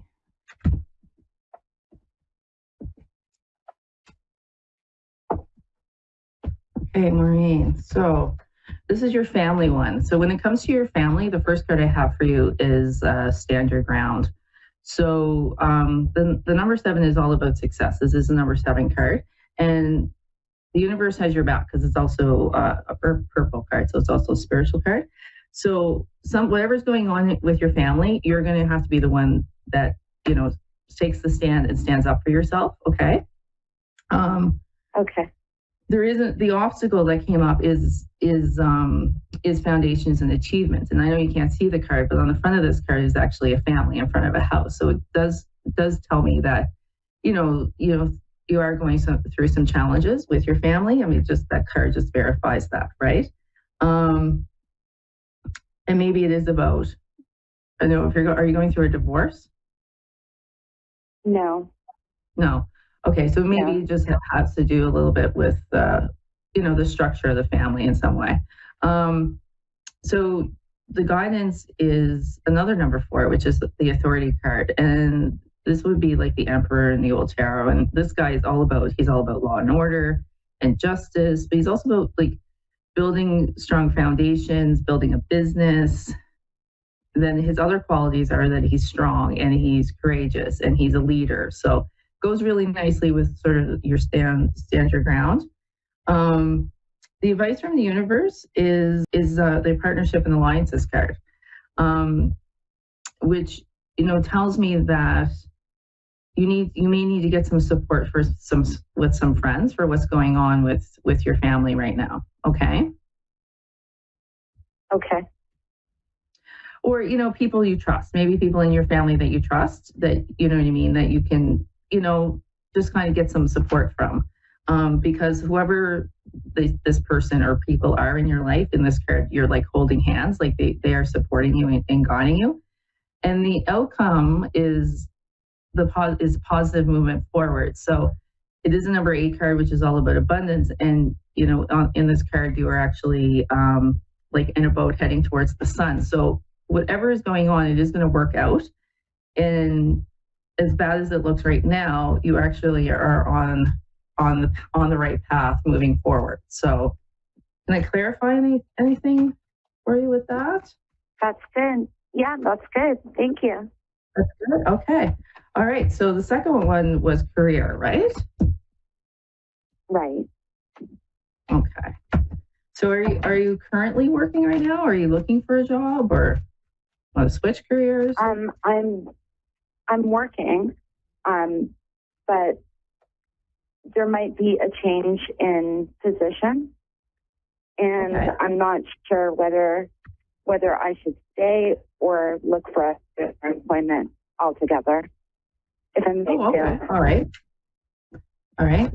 That'll help me with the spread, because what I'll do for that is I'll do 2 lines, like a line of you staying in this job, and then a line of what it looks like if you leave. Okay. Okay.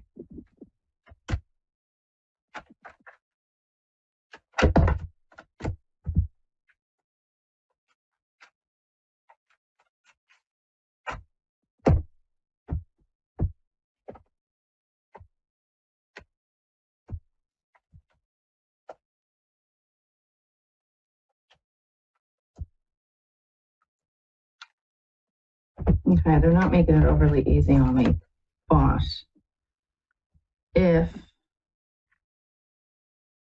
if I look at you staying in the job, right? The first card I have for you in that is the number 1, prosperity begins, which is all about like job and career and new opportunities and such, right? And the next one again is it would be like a pentacles card, like, so yet again, it's red, it's all about career and finances and stuff. And this next one is recognition and reward. So you are recognized in your workplace, you know that, hey? No, actually I don't.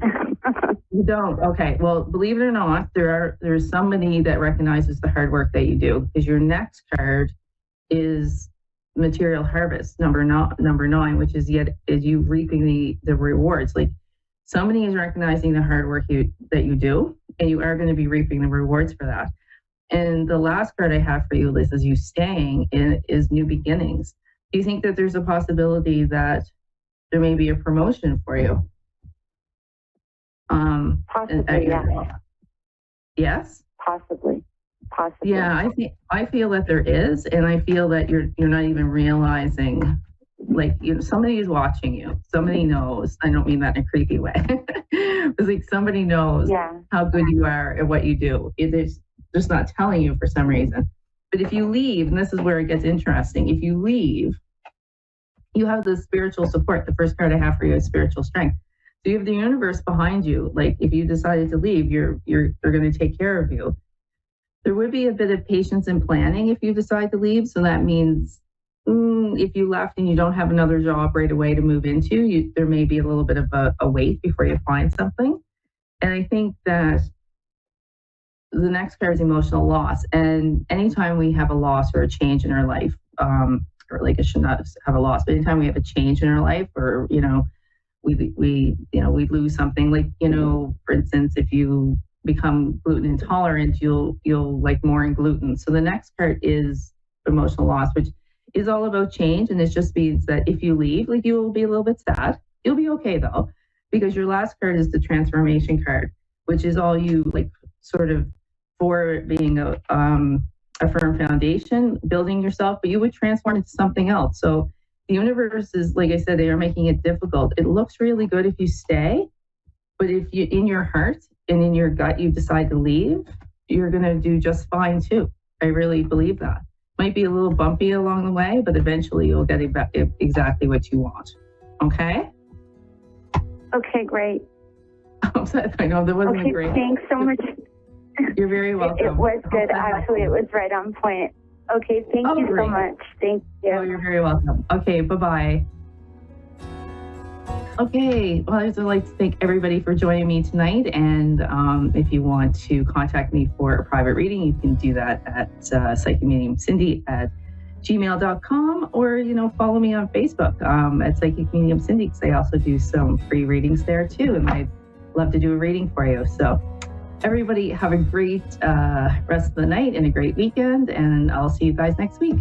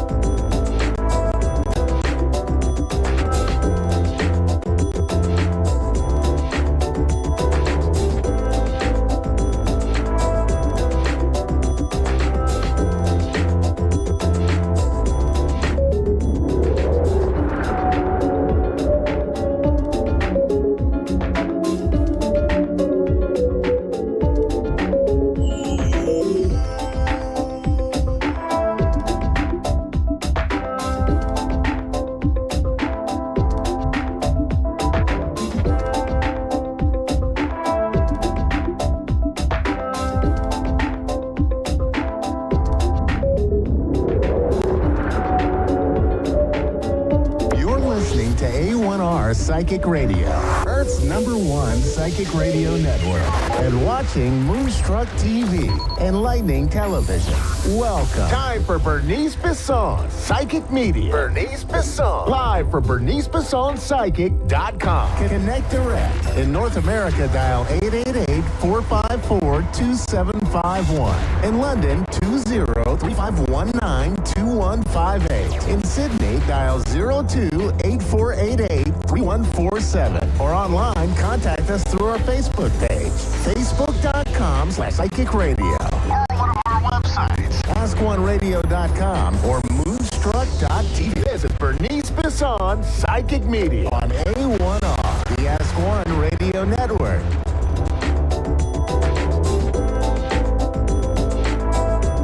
Welcome. It's Psychic Tuesday. Oh, gosh, we made it again. This last 2 weeks have been bumpy rides with this last 7 days. I got to tell you, the Mercury retrograde and the eclipse and all that, I've had the craziest stuff coming from friends from like grade 7 coming out of the past. It's like so crazy, and I love it. I love it. I welcome all, only because it's that time to heal our chironic wound, and joining all that eclipse energy and joining the Mercury retrograde.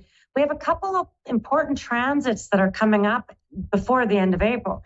And so we're going to see Pluto and Mars come to a bit of a square now, I don't know. Pluto can be it's about power struggles. Mars is really aggressive. And then at the end of the month, we have Uranus and Jupiter coming to a conjunction, and pretty rare. I don't think we're going to have another one for the rest of our lives at any rate, but it's about powerful forces coming together, or powerful forces, friction. And we can choose which of those forces we feed in our day-to-day transactions in our own world and in the bigger world. Which forces are we going to feed as humanity, as a society? Which energies are we going to give our money to, our energy to, our thoughts to? Which bodies of belief, right? This is some big stuff for people, and it's around a larger chironic wound in Aries, and that eclipse is, it was only yesterday, but this next 2 weeks, it certainly will start to see that and feel the rebirth of identities and the rebirth of maybe purposes for some. And so let's get into it. I'm going to get into each of the signs, sun, moon, or rising. And you can be any of the three, your rising sign, your ascendant. I'm using traditional whole house astrology, but your rising sign is sort of the cumulative of all. The sun is that divine masculine, the father figure, your career, your identity, ego. And then we've got the moon sign, the divine feminine, the mother figure, your emotion, relationship, inner world kind of stuff. And so read all three for some good insight, or listen to all three. And okay, and so let's get into it. So I'm going to start with our Aries, since you're the belle of the ball at the moment with all of this energy, Aries. And so even with that Venus energy joining you, it didn't soften anything. Venus is kind of like Diana, warrior of the forest kind of one. And so choose your power wisely, because you have to carry a light stick. You're eager for action, Aries, but you have to be mindful not to, because your weight, your power, your strut, how you walk in a room is going to carry some weight. So you have to be really mindful about how that's going to project to people around you, because all in good meaning, all in good heart. Just know that you pack a punch there, Aries, this next 2 weeks. So keep that in mind around your energy, but also use that energy to focus it on things you love, believe in, want to embark on. Don't waste it on narcissist and crazy people, eh? Like, don't do it, because you might want to engage in the fight or engage in it. Don't do it. I feel like, no, conserve your energy and focus exactly what your goals are, because you're going to get them. That's like Aries stuff. And I feel like it's big stuff for you guys. Taurus, I'm going to go into putting effort into your life, putting eagerness into your life, your friends, your meetings, your home, your food, getting back to things, maybe starting to really think of possibilities going on for you. Possibilities in love life. Hey, who's checking me out? And pay attention to who's checking you out. Pay attention to who's showing up in your social media. Hey, they could be cute. They could be like, hey, that's interesting. I didn't see that before. Action. Action's a big word for you guys this week. Maybe taking action. Maybe you're eager to take action. Maybe you're eager to start a season, eager to start spring, eager to get out there.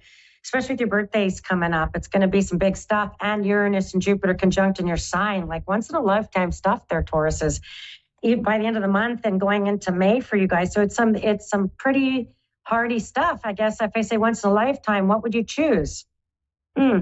That's interesting. Maybe you've come to terms with that.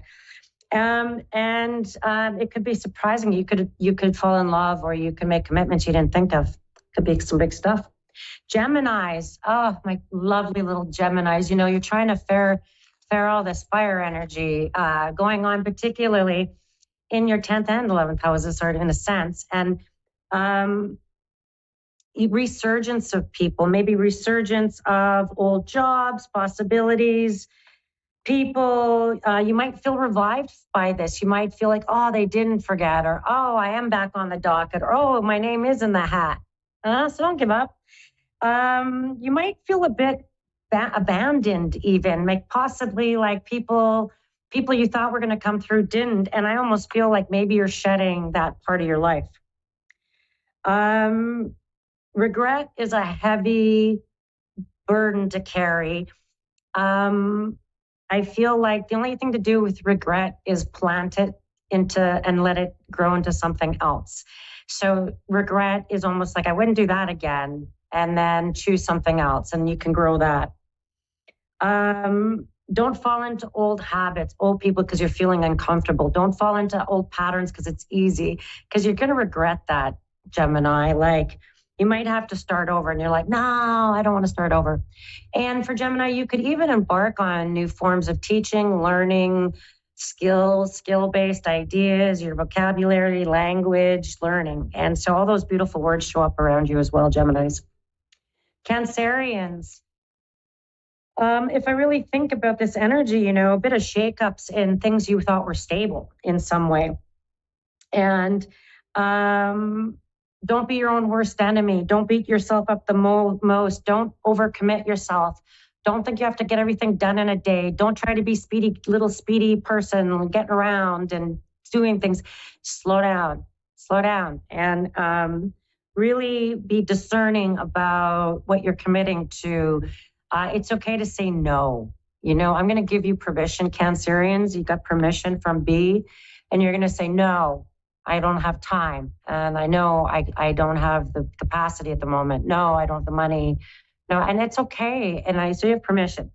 And you might feel like you're wanting to stay in repetition, thinking it's discipline, where it might be it's time for you to move on, but you're not certain what that might be. I feel like all things abnormal, all things kind of shadow, all things, they all have value. So even in the parts you don't want to look at, or parts that seem dark or heavy, I feel like it's worth looking at, Cancerians, this next 10 days, because you're going to move on. It's like you're going to look at it, and maybe your resolution is, I'm resolved from it. I'm not carrying this burden anymore. And I like that feeling. I feel like it's a good feeling for you guys. Leos, my lovely little Leos. So the first thing I'm going to say is concession, coming to meet in the middle, trying to see opposing sides, trying to open your mind to another possibility. And you could find things coming up where you want to get involved, but I don't think you should. I feel like you want to say something, but they're adults. They'll work it out. You have absolute right to your opinion, want to express it, give it thought, give it thoughtful dictation, write it down. You'll have to really think about who's all involved once you share your opinion. And you might be coming across as well-meaning, but it could come across as a bossy kitty cat. And I feel like be mindful about also getting trapped into things where people are wanting to antagonize you or wanting to draw something out in you. And I feel like you're like, no, I want chill. I'm going to all summer is my chill summer. And so I feel like you're also maybe going to explore more of your spiritual side, maybe your inner self, maybe some higher self-hypnosis. Maybe you're going to look at past life regressions. You're going to look at your ego self, your shadow self. It's some deep stuff for you guys. And I feel like in that, maybe you're going to be unafraid to share your opinion finally. Maybe you're going to say, I'm unafraid to share it, and I'm spiritually resolved with it. Oh, that feels good. That feels good too. I feel good. I even said that. All right, let's keep going. My Virgo, sun, moon, or rising. Oh my gosh, Virgos, this is a test of how much you want to give up for relationships. How much of yourself do you give up? How much of yourself do you put in? This is going to be a big question. You're going to kind of toss back and forth with yourself and others about how much of that energy you're going to put into things.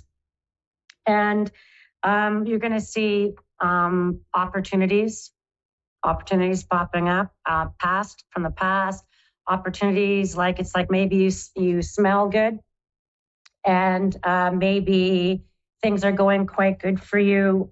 Maybe there's the pregnancy showing up around you. Maybe there's fertility showing up around you. Maybe you could be a parent or grandparent.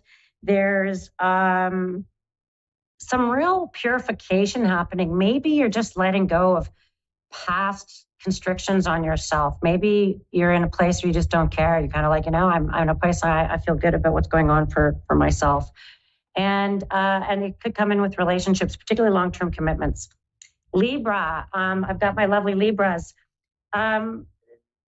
Stubbornness, hanging on to defending people, emotional traps and imbalances. Maybe and especially around love life, for partnerships, commitments, even in work and career directions. This is a time for you to get off the fence, and you're going to make some decisions about what is. And it might feel a bit impulsive, and I feel like, but you're like, I'm going to let the chips fall where they may. And that's going to be kind of a big message for Libras over the next 10 days. Scorpios, oh, you are so used to this energy of birth and rebirth with that whole eclipse energy. So you're kind of used to that, Scorpios. Victory is yours as long as you have a backbone, as long as you kind of say, hey, I'm sorry, my glasses. As long as you kind of say, hey, I'm not putting up with that, or I'm not worthy, or I'm worthy and I don't deserve that kind of treatment. Maybe you'll have to have a backbone with traditionally things or people who took up your time, space, and energy.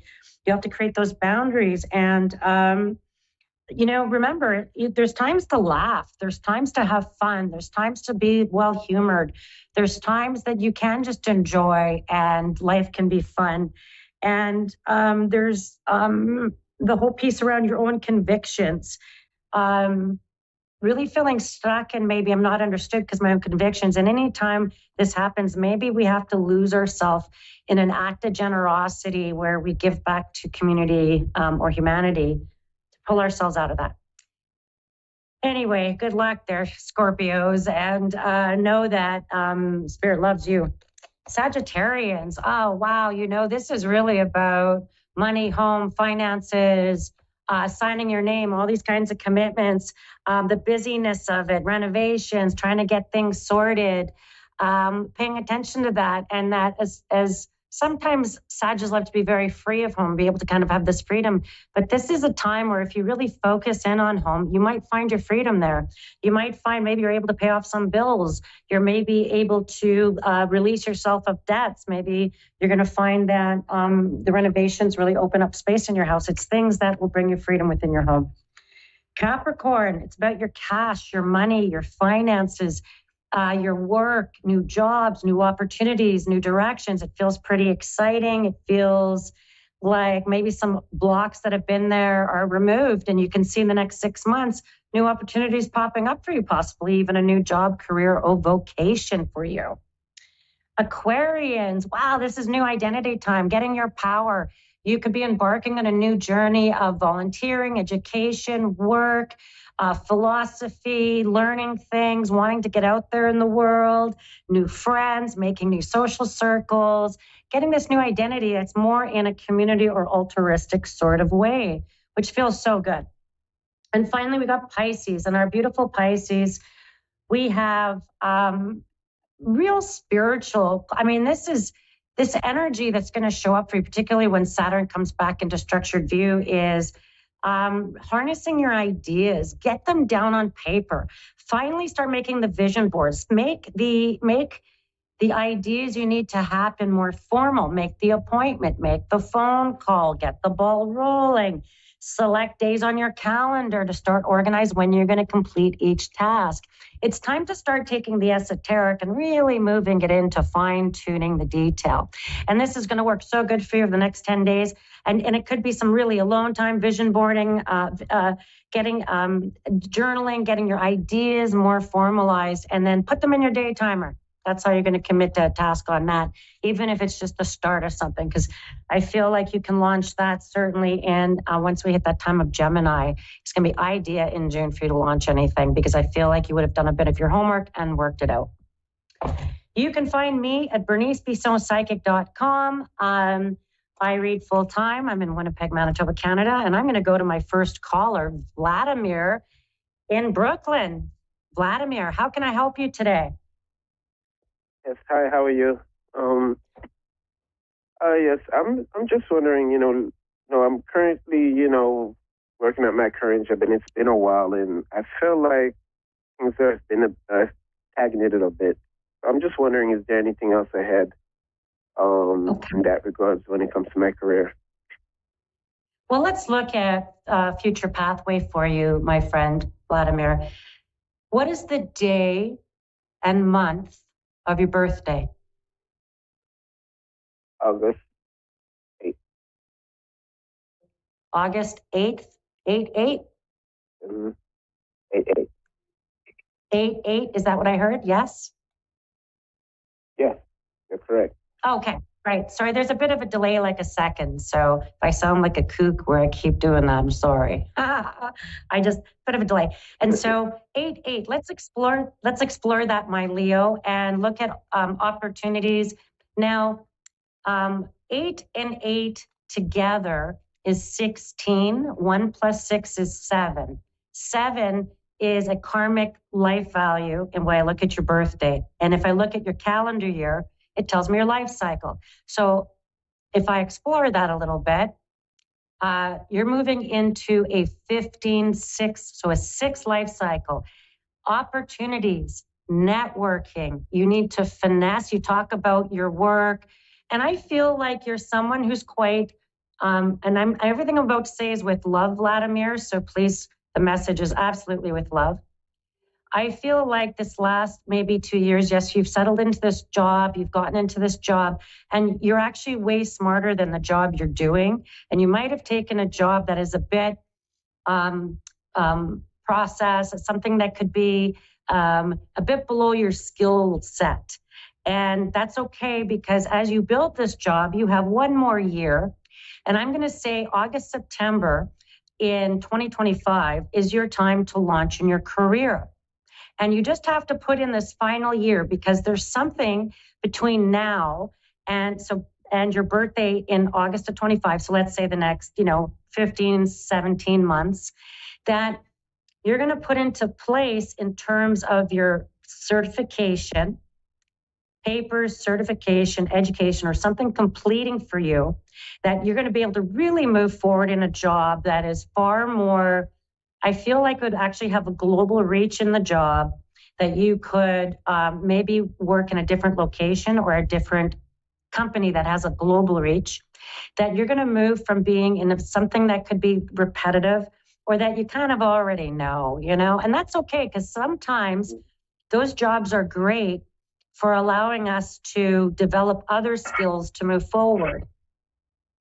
And I feel like right now in your mind's eye, there's something very much around just your day-to-day finances and money. And I feel like you might get really focused. And as crazy as this might sound, you might have like a friend, cousin, somebody saying to you, hey, I've got some part-time work, or I've got I got extra work for you.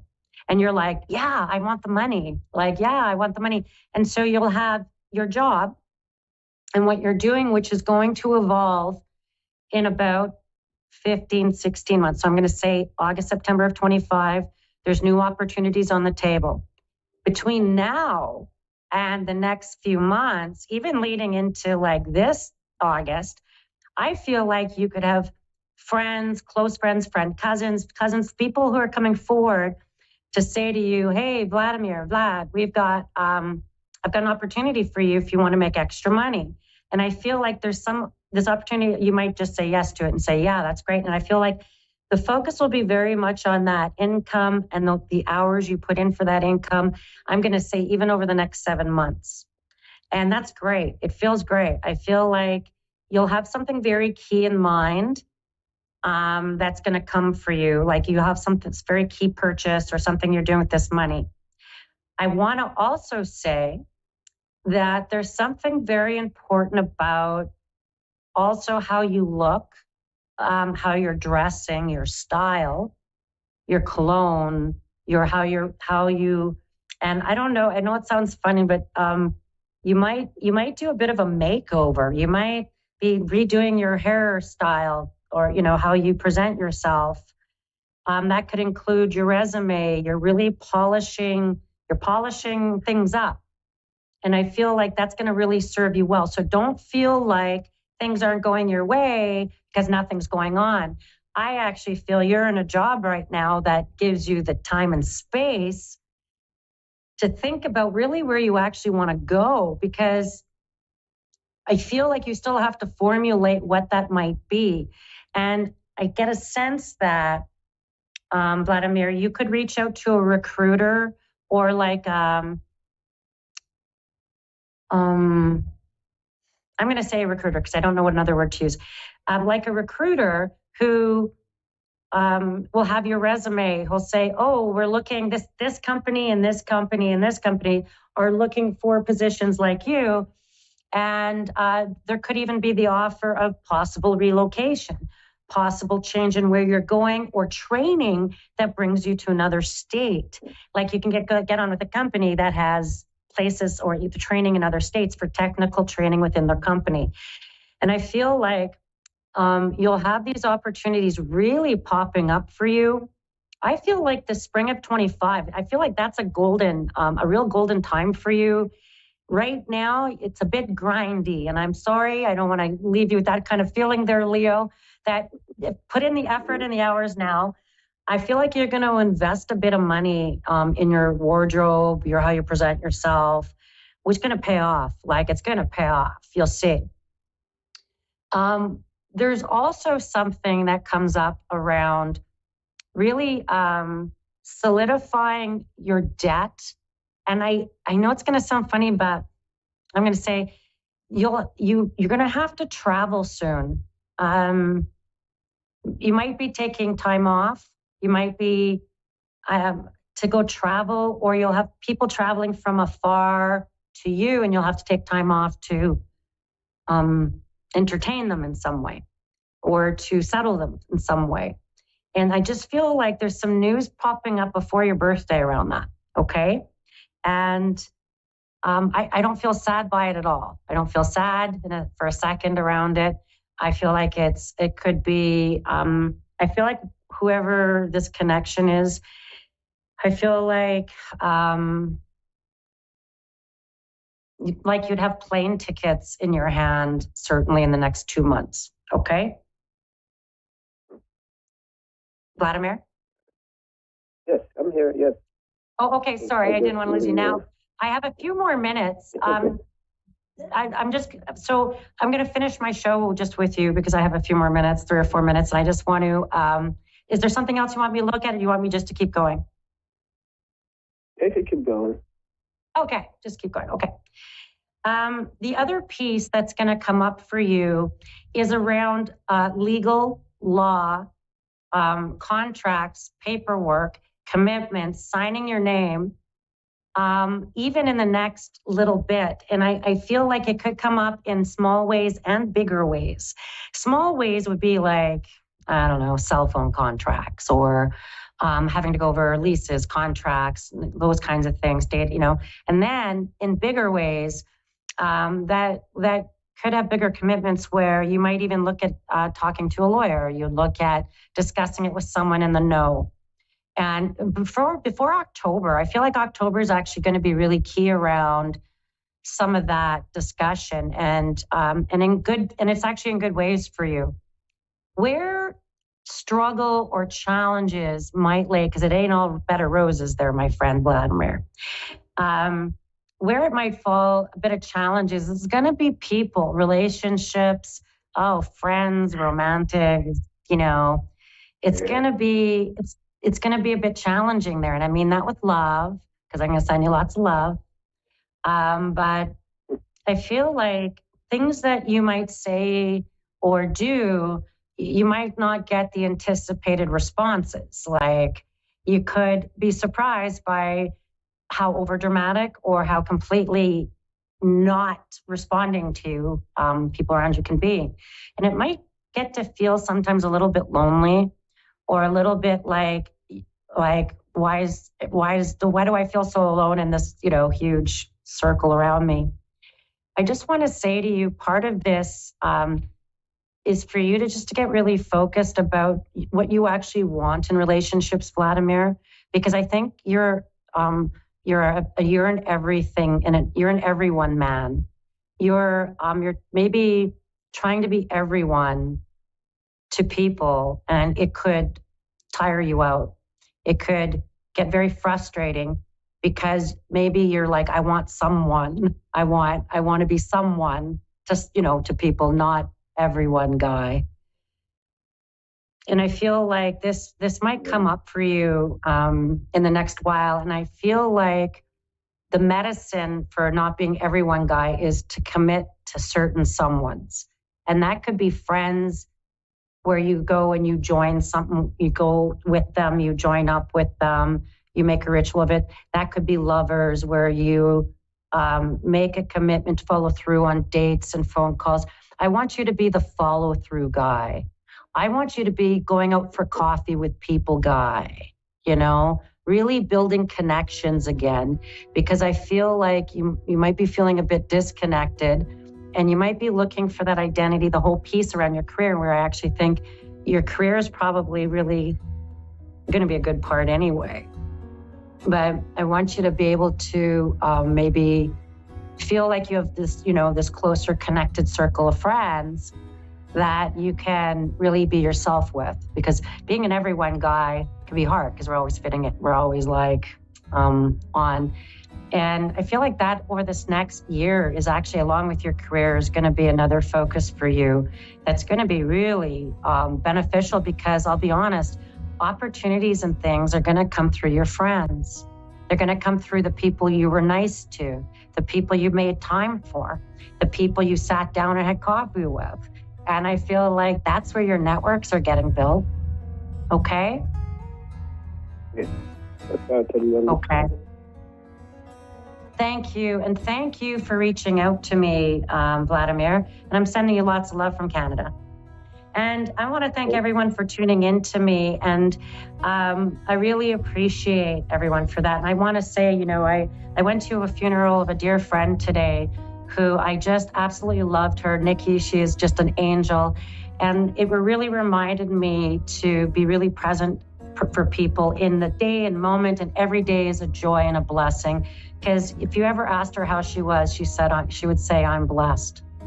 And I just want you to know that you are blessed and you are loved. And we will see you in 7 days.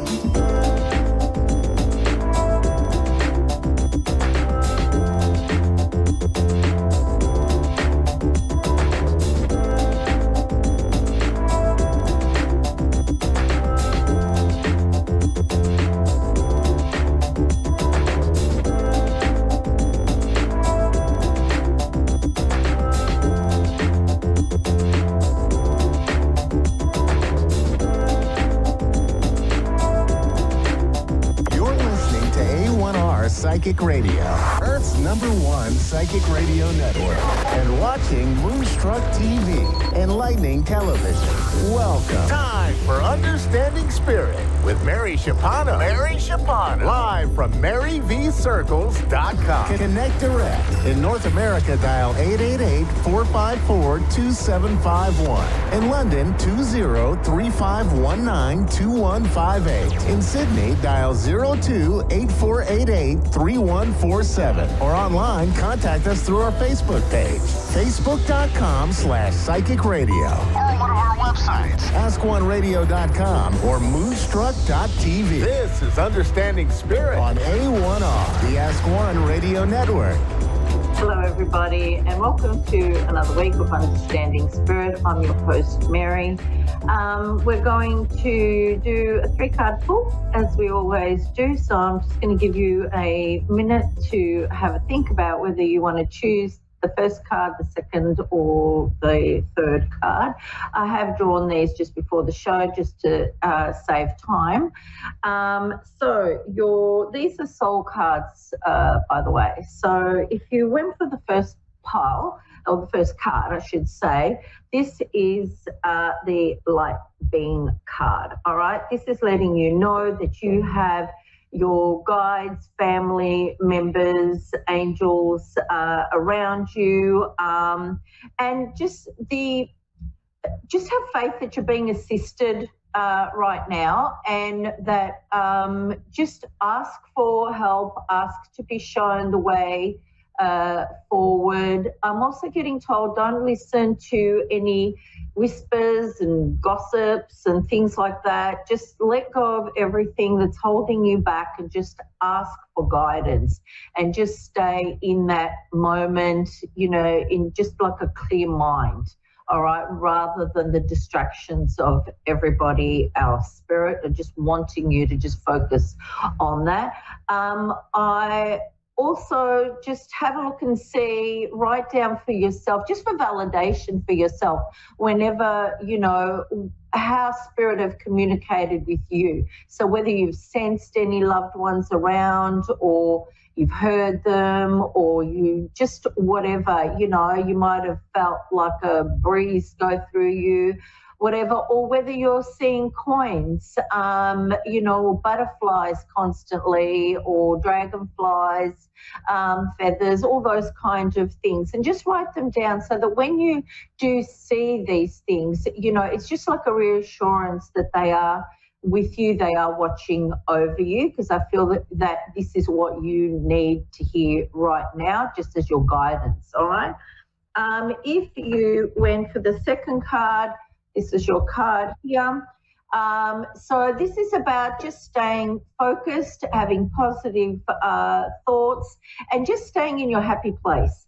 Keep those things in your head all the time. All right, so you need to be able to create your dreams and your goals. And if you're not happy, you're vibrating in a different sort of energy. So you need to match your desires with your vibration, all right? And just don't look at time frames. Just look at, this is what I want, putting your focus into all of that, and just allow it to come in divine timing, all right? So get rid of the time factor and just say, this is what I want, work on it, think about it, manifest it, all of that stuff. And just maybe choose 3 things that you want to focus really hard on that are the most important, and put all your energy into that, whatever that looks like. Up to you. Okay. And if you have picked the third card, it is Soul Song. All right. This card today is everything is around the music, okay, and the healing energy of the music. Also, Spirit said to me when you're making decisions, to put music on that you really like. Don't, and then you're vibrating higher. All right, and then you can't make the wrong decision. Also, what's come up with this card is vibrational healing sounds. So Tibetan healing sounds, crystal bowls, drumming, anything like that will help you clear the mind and also energetically heal the body as well. Okay, and you can write down like 3 songs that are your favorite songs. See if there's a theme within the songs, and whatever that theme is, that's the energy of your soul. That's what your soul likes. It's the happy place. So then you know how to keep your vibration up high. Okay, I hope that's helped some of you today. And remember, it's a generic, reading for the collective. So if it resonates with you, fine. If it doesn't, just let it go, keep it in mind. It might come useful to you down the track. Okay, now I have my caller. I think I have Jody on the line. Hello, Jody. Yes. Hi. Hi, how are you? Excuse me? I said, how are you? I'm doing good. I've been waiting for a reading. I always put in for it. I never get picked. Okay, well, there you go. You picked today. So how can I help you? Not sure if, how my life's going. I have dreams, I have goals, just like you were just talking about, with listening to music and stuff, to feel the different vibrations. I do that now. Good. Did you pick card 3? Yes. Good. You're very intuitive. Have you had, Jody, have you had things kind of like all sort of a lot of problems, things kind of coming a bit crashing down lately? Lately? Yes. Okay. I'm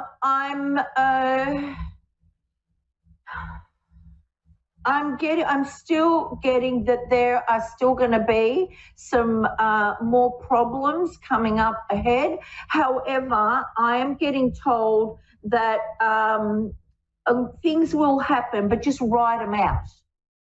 Okay, it's nothing like really major. Okay, so but it will feel like that. All right.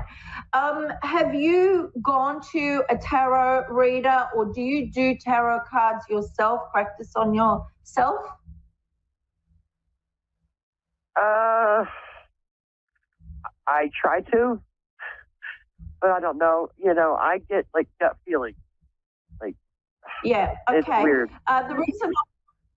The reason I'm asking you is I am being shown at the moment. I don't usually get shown this while I'm very often when I'm doing the radio show, but I'm being shown that in a past life you were a reader, right? A tarot reader. So you can tune into that. You will need to, if you want to pursue that, you can learn. I do feel that will help you along, like financially as well. And you really need to go on a spiritual path, and that will help assist that in opening that side up for yourself. I do feel like you're curious about, all this stuff. You do also have a spirit that has come through as well. This is father or grandfather energy, and as he's coming through with that Whitney Houston song. He's not singing it, but I can hear the song. The lyric that I can hear is "I will always love you."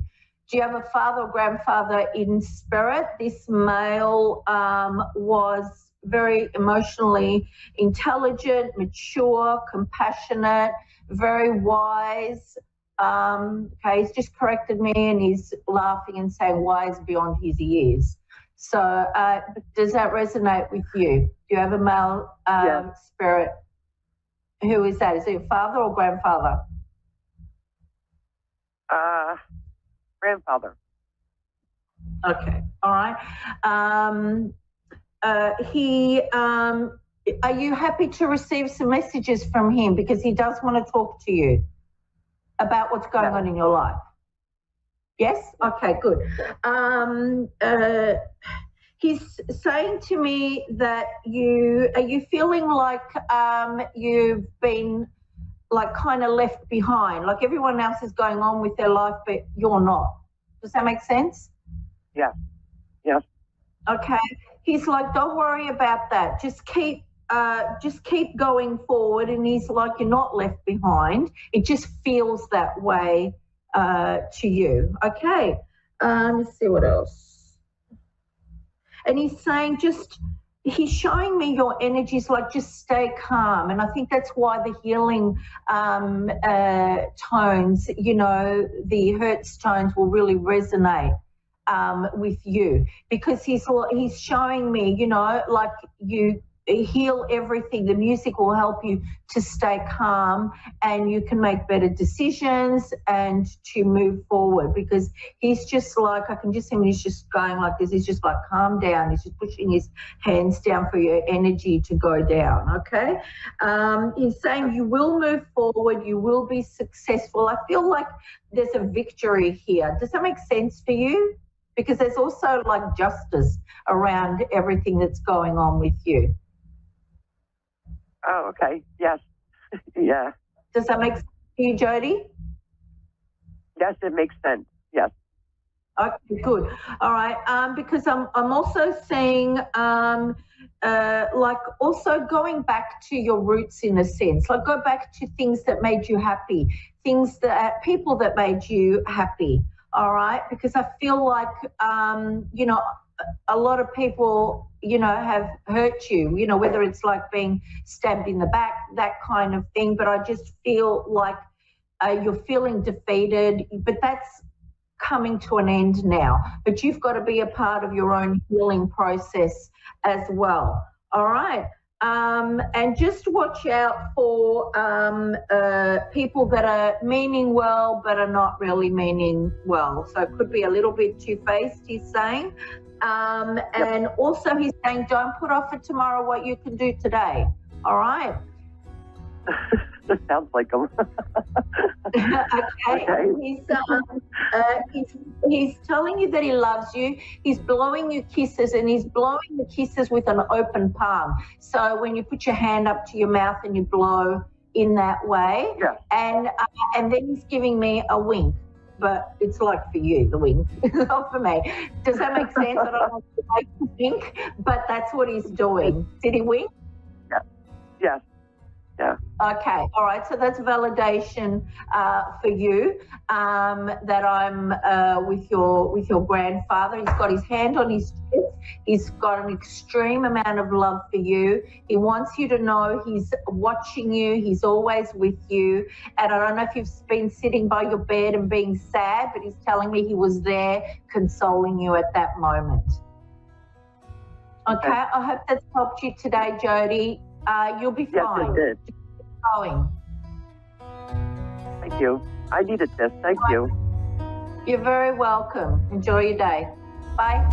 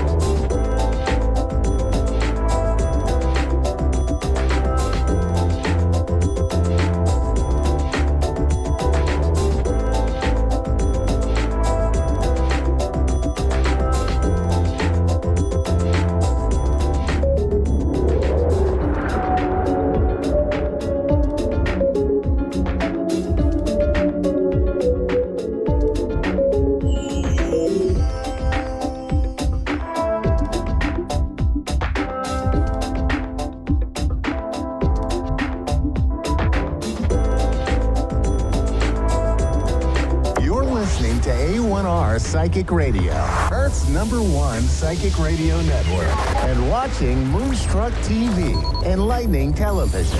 Welcome. Time for Sacred Insight with Andrea Baker.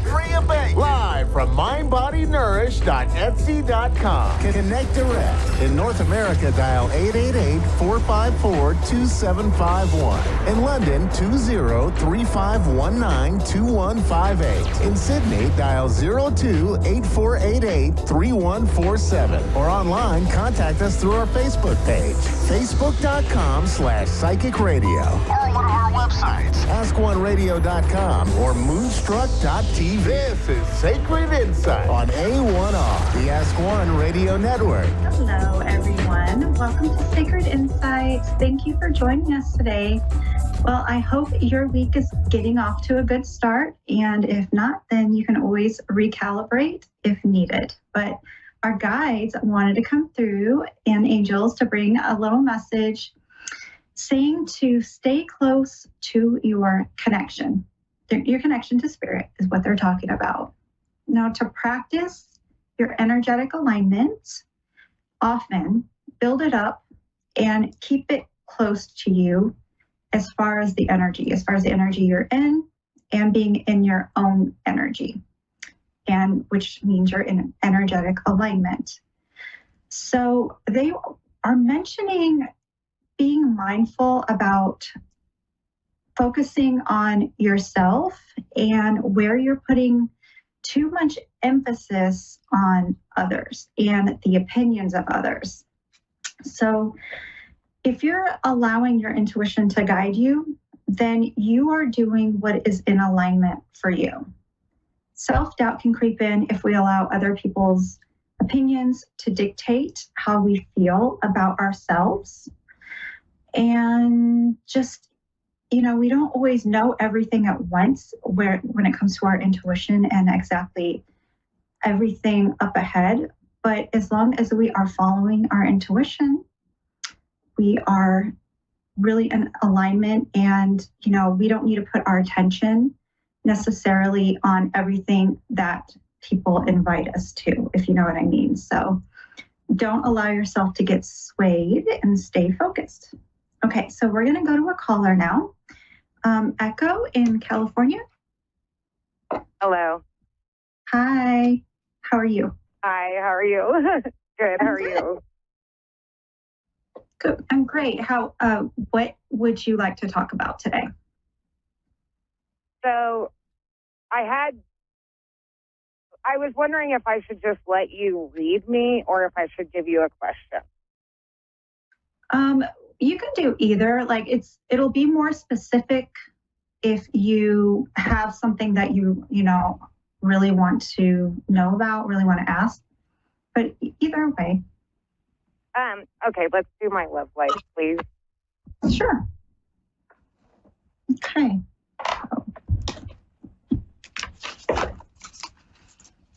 Let's see. Now, did you have a specific question about your love life, or just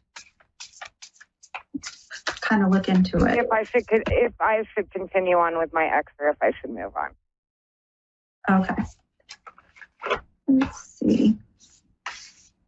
Well, I'm picking up this message about not having a lot of optimism about it.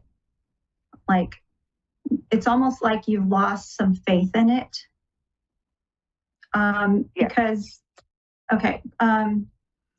So Spirit is just saying, you are deserving of being honored, being seen for who you truly are, and not having to live up to a social illusion or some kind of status quo or something. I want to say. That's very true. Okay, so just kind of honoring, being with someone in a relationship when they're really truly seeing you and honoring you. I feel like your energy is very grounded, but very emotional, as in, you have a big heart, you're loving, and you have this like a joyful, buoyant spirit, and this person is almost like they are more in a victim mentality. Yeah. Okay. And so if that truly doesn't resonate with you, it might be time to release and move on. Because when we do that, we're showing, the universe that we deserve something better, that's more in alignment with the energy that we want to bring in our lives. And they're talking about, they're talking about a mask, like somebody, like they're in a mask. I don't know the right word I'm trying to say, but it's almost like living up to other people's expectations or the expectations of society. And so they're not really in their power. They're not really, connected to who they truly are. And so it makes it really hard for them to meet you with who you truly are. Totally makes sense. And so you kind of like have to decide if that's what you're willing to settle for or not, because it's always your decision. Okay. That totally makes sense. But there might be like, more conflict in staying in something like that that's not giving, that love and appreciation to you. Because I don't know, I'm picking up like you've worked hard on yourself, or you've worked hard and you've been disciplined on being like emotionally mature. Keeping your side of the street clean is kind of, it's the same, about, doing what is in alignment with your own integrity and, doing your best. And so, like, you've put a lot of work into that. But I really have. And so I am picking up on, you having that true partner, that true love at some point to come in, if you release what really isn't working for you or what isn't giving you what you deserve. That makes a lot of sense. Yeah, like I do see you having somebody coming in at some point who they are also grounded, and they're grounded in who they are as a person, really connected to their spirit. And it's not going to be like this decrease of energy or, you're going to build something together instead of always trying to hold on to something that seems to be kind of falling through your hands. Exactly how I feel. And so there's talking about you taking steps towards visualization or visualizing like the absolute biggest and best life that you could ever possibly have. Taking steps towards that, it'll get you out of stuck, like, being stuck maybe in an energetic connection with something that isn't healthy or something that isn't giving to you. It'll, like, this visualization of doing all this is going to help you get unstuck, connected to your higher self. It'll help you like really connect to your higher self even more, to continue to get the guidance and downloads and information from your guides, your higher self, your angels.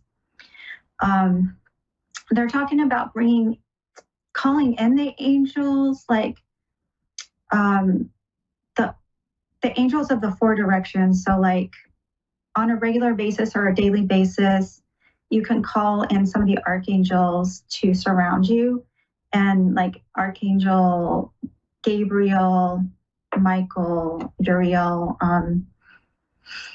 And for love, Archangel Shamuel is really good to call on. And then they can guide you. You can do meditations to connect with them and just continue visualizing. But that's the guidance that they're bringing. I know your question is if you should stay or not. And so they're kind of guiding you away from that. And like I said, it's your choice, but there will be a lot more for you to bring into your life if you move away from that. That's amazing. I feel that's very, very, very, very accurate. Great. I'm glad to hear that. And it's like this energy of they keep talking about planning. I don't know exactly what plans specifically, but I don't know if there's something you're planning on doing. Yes, I have a lot of work projects. I have a huge opportunity that I'm taking advantage of right now in my life, and it's a lot of work. It's a lot of work, but with this lot of work comes big stuff. Exactly, yeah. And so, focusing, of course, on that, because you kind of have to, because it's taking a lot of your energy as well. But I don't know if you're connected to big cats, but they're coming through in the reading like lions and tigers, like as a power animal or animal totem. And I think you'll be happier. And, you're going to have more like-minded people coming in as well, like as in friends too. So it looks really good for you. Thank you. Thank you. Thank you. Thank you. Absolutely. Thank you so much. Like, truly, thank you. You've been a blessing in disguise. Thank you very much. Thank you so much. Bye-bye. That's great. Okay. Well, thanks everybody for joining us. And that is going to do it for me today. You can always look and see what I have on my store at stan.store/mediumandrea. And you can always check out my Facebook and my Instagram at Medium Andrea Bacon. I post daily messages a lot of the times on there, so you can check that out. And my videos on TikTok. And then if you need to get a hold of me, you can email me. All right, everybody, have a great week. Thank you so much.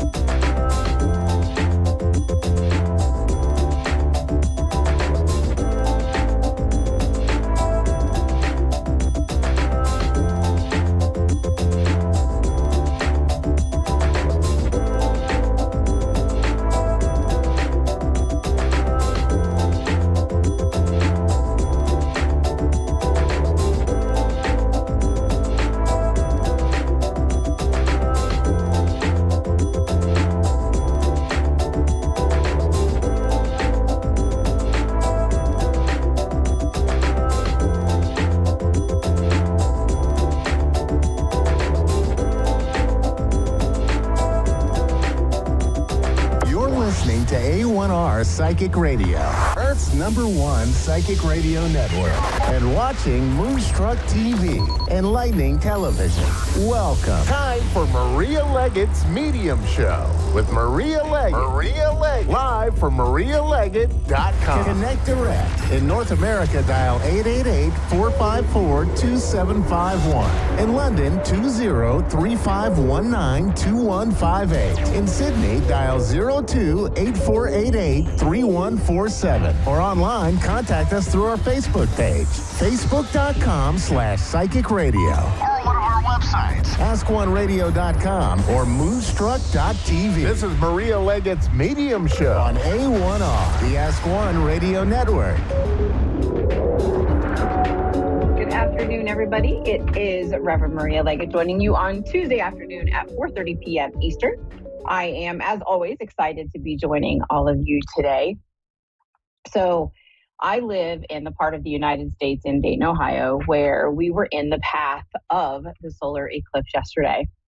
And it was beautiful and amazing. And I got to spend it with my mom, being outside and looking through the glasses as it was becoming in its totality. And it was absolutely gorgeous.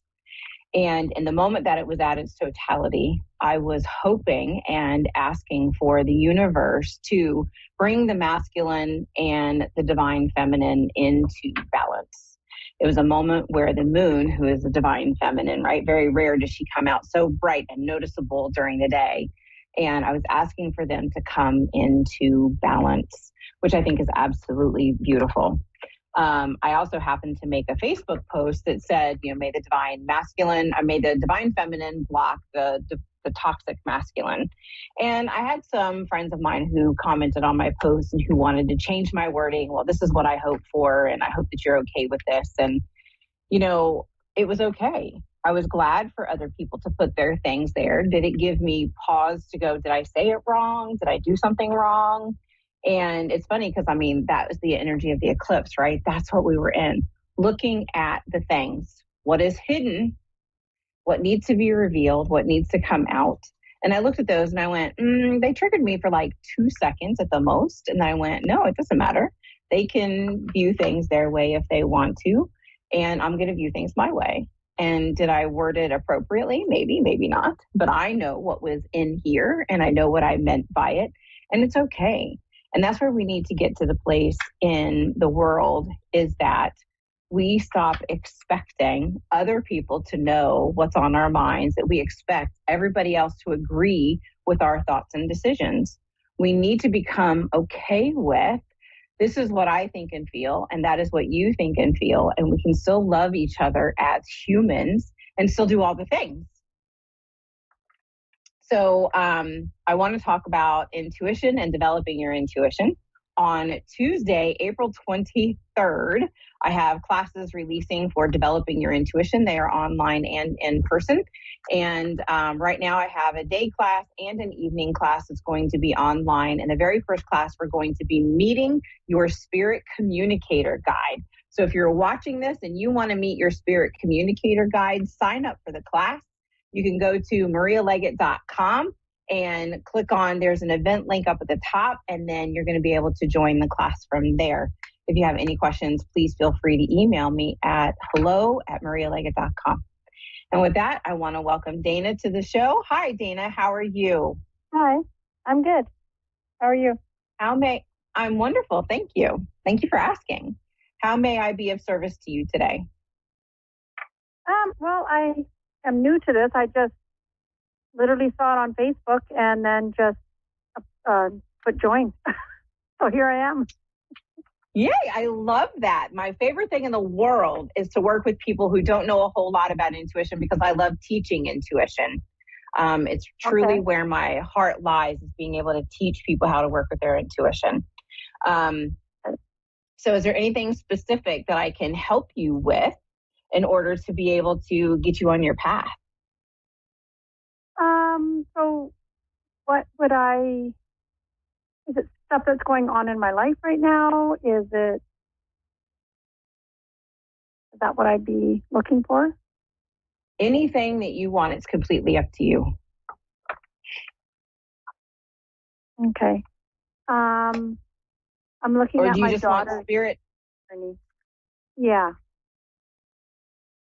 You just want spirit to start giving you some information? Yes.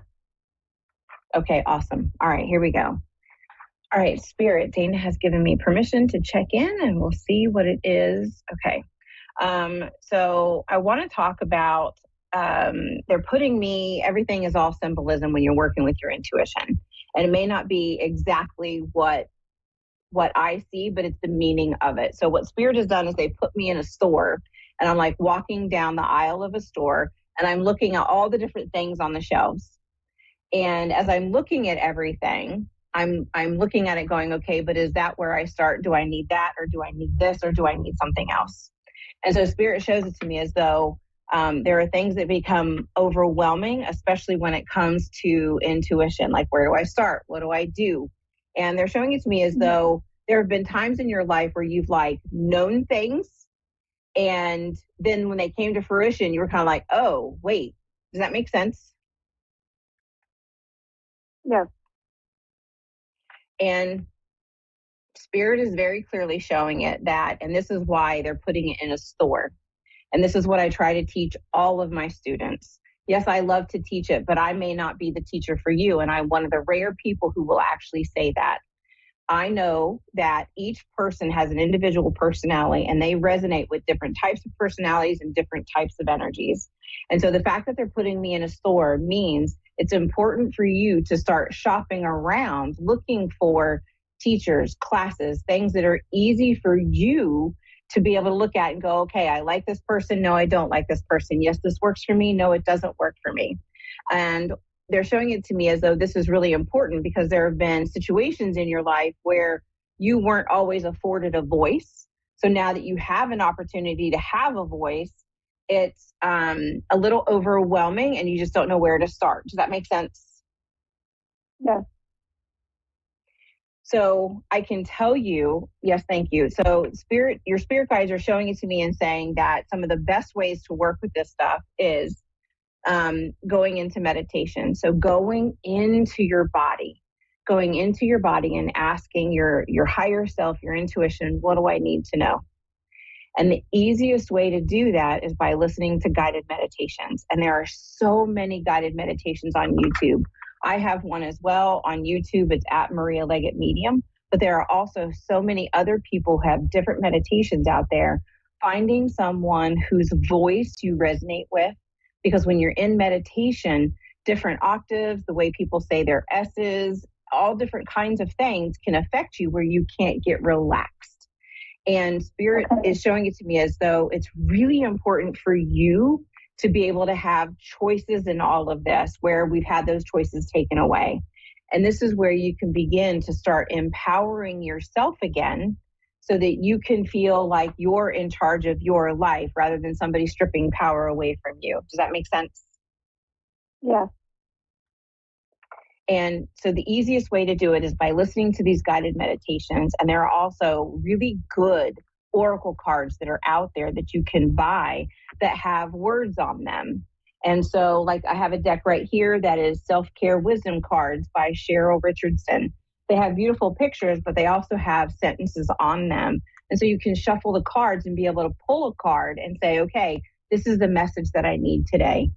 Because Spirit is showing it to me as though you're kind of lost. You don't have a direction that you really want to walk in, which is why I'm wandering up and down all of these different aisles, because I'm just trying to find where I want to go. And your spirit team is saying, we're right here with you and we're going to help you. We just need you to open up and allow us in. Does that make sense? Yes. And so being able to find these cards, listen to meditations is a great way for you to begin working with your spirit team, meeting them and finding out who your spirit communicator is, so that you can start talking to them and asking them questions. And you can use different types of oracle cards and tarot cards. And of course you can book readings, but you can also learn how to do what's called divination yourself. And divination just means being able to pull a card for yourself. And you can get oracle cards anywhere on the internet. You can get them on Amazon. You can get them on Hay House. You can get them at any local metaphysical shop to you, which I highly suggest supporting small business owners. And go ahead. Oh, that's right. Yeah, I'm thinking about the store right near me that I could go and get cards. Yeah.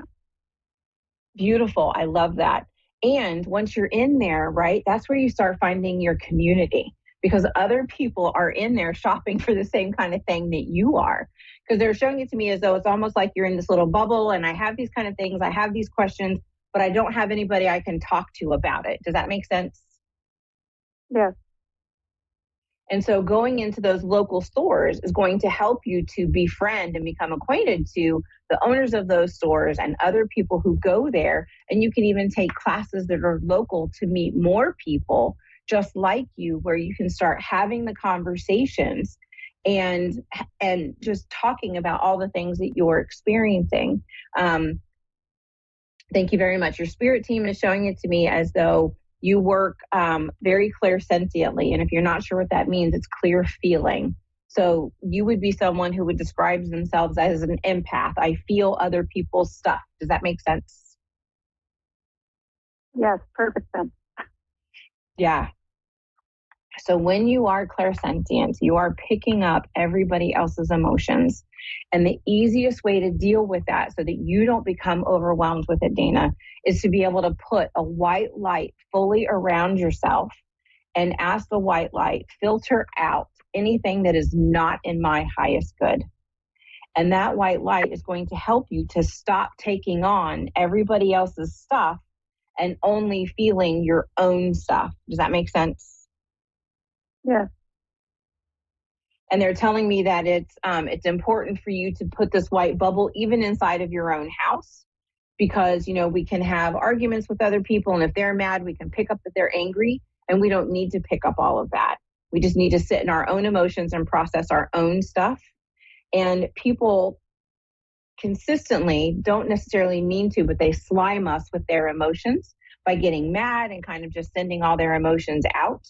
And so when that happens, if you have this beautiful white bubble of light around you, and you can call upon your higher power, whatever that is, whether it be Jesus or Mother Mary or Allah or Santa Muerte, whoever it is, you can call on them to enforce this white light so that you are staying safe amongst all this energy that is coming at you. Does that make sense?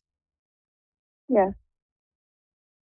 So it's a great way for you to keep your energy safe and protected while you're doing all of this learning, because you're opening yourself up to learn more things. So this is going to be a great way for you to keep yourself protected while you're learning how to meditate, while you're learning how to use oracle cards. So I hope that all of that was beneficial to you today, Dana. Yes, it was very beneficial. Awesome. Exactly Thank you so much for calling. Yes, I'm glad. Okay, thank you. Thank you so much for calling in. I appreciate you. Okay. Thank you to everyone who is watching. I am so grateful to all of you. I hope you have an absolutely wonderful rest of your week. And I hope that you are able to shake off any of the yuckies from the eclipse that you may have felt and embrace this energy and just be the best you that you can be. And I will see you here next week. Thank you.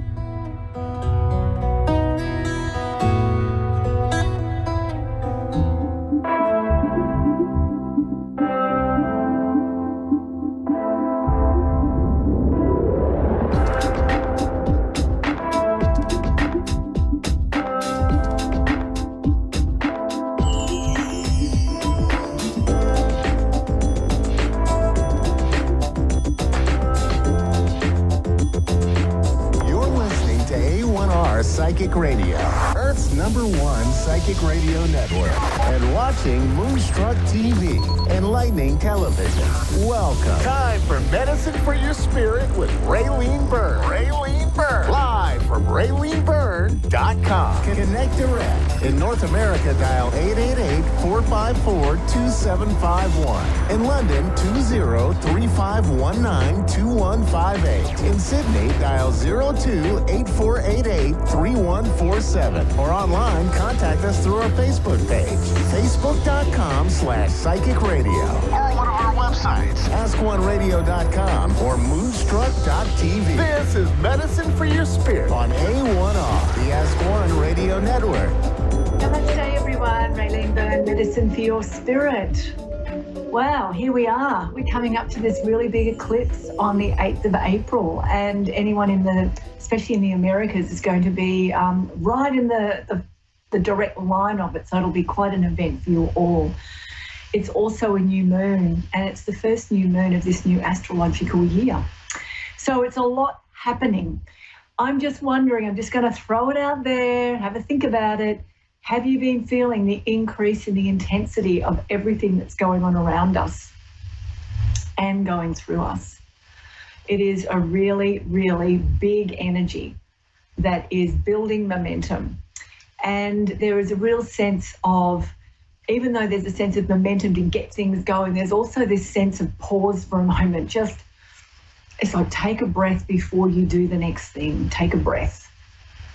See if you're aligned. See if it feels right. See if it is in your next best interest. It's like get the momentum, but also pause. It's a very interesting time. So there is a lot happening. And one of the biggest things I'd like to, just the simplest things we can do, but it's also the biggest thing we can do for ourselves, is to make sure you're grounded every day and pull your energy back into you. Keep it potent within you. Try and, look around at what's going on and what things are around you that you cannot affect, you cannot change, that you cannot, have an impact on. Pull your energy back out of those things. Pull them back into yourself and start directing your thoughts and your feelings and your visions and your intentions towards a life and a world that you want to be living in for yourself, and start to really work towards that. That's the only way we're going to get through a lot of this breaking down and falling apart that's happening everywhere. It's chaos. It's chaos. But we can be unaffected by the chaos. And in the process of being unaffected, we're in the process of creating the next best thing for ourselves and our world, and adding to it. So I'm going to pull a card for this eclipse as a general thing here, just for us to have something to focus on. So this is for the eclipse of the 8th of April, the new moon. Let's see what we've got here. Love. We've got to have more love, exercise more love. I've just got a call here from Tammy. Hi, Tammy, it's Raylene. How can I help or support or be of guidance to you today?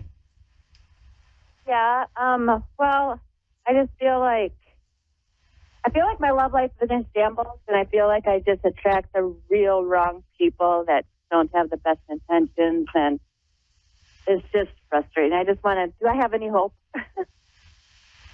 Any hope for what? Saying good in the future is coming, or should I just cut all ties with everything that I have right now? Or I don't know, just what I need to do.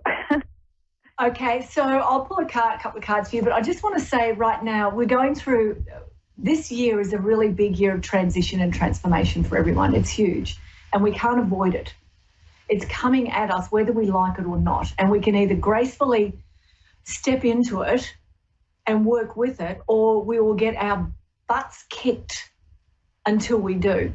So with what you're saying, if you've got, from what I could gather, you're a bit muffled, if you've got a lot of conflict or chaos or negativity around you with the people you're interacting with, then you need to pause for a moment and have a really good look at yourself and go, what is it that this is teaching me to start off with? Or is this still necessary for me? One of the things that we've got a lot going on at the moment for everyone this year, we're going to start cutting away, walking away from, letting go with love and gratitude and appreciation. We've always got to have that. With people, events, situations in our life that are not serving us for where we need to be. Now, it doesn't mean that the people around you or the situation is bad or anything like that. It just means that you might be ready to grow. You might be ready to expand. You might be ready for new things. And sometimes out of a sense of loyalty or belonging or wanting to be accepted, we will take less than what we deserve or desire or need in order to have people around us. And once we decide and once we decide that that's not good enough anymore for us and where we want to be, and we start to move into more of what feels right for us and how we want to have, what we want to have more of in our life, without joy and happiness and ease and beautiful friendships and support, all those beautiful qualities that we all want. You might go through a period of time where you might have to be on your own, doing your own realizations, your own healing, your own inner work, to allow your energy self, your vibration and your frequency to start tuning in to the next level of you. So what that means is whether it's meditation, journaling, spending time in nature, contemplating, reflecting, starting to do the things that bring you joy. You might go and do a course in, I'm hypothetically saying, you might decide, I've always wanted to do pottery on a wheel. I'm going to go and have a go at that.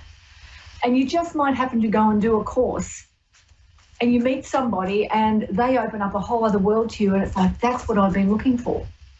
So you're in the process of seeking something better. You know you deserve it, but how do you walk away elegantly?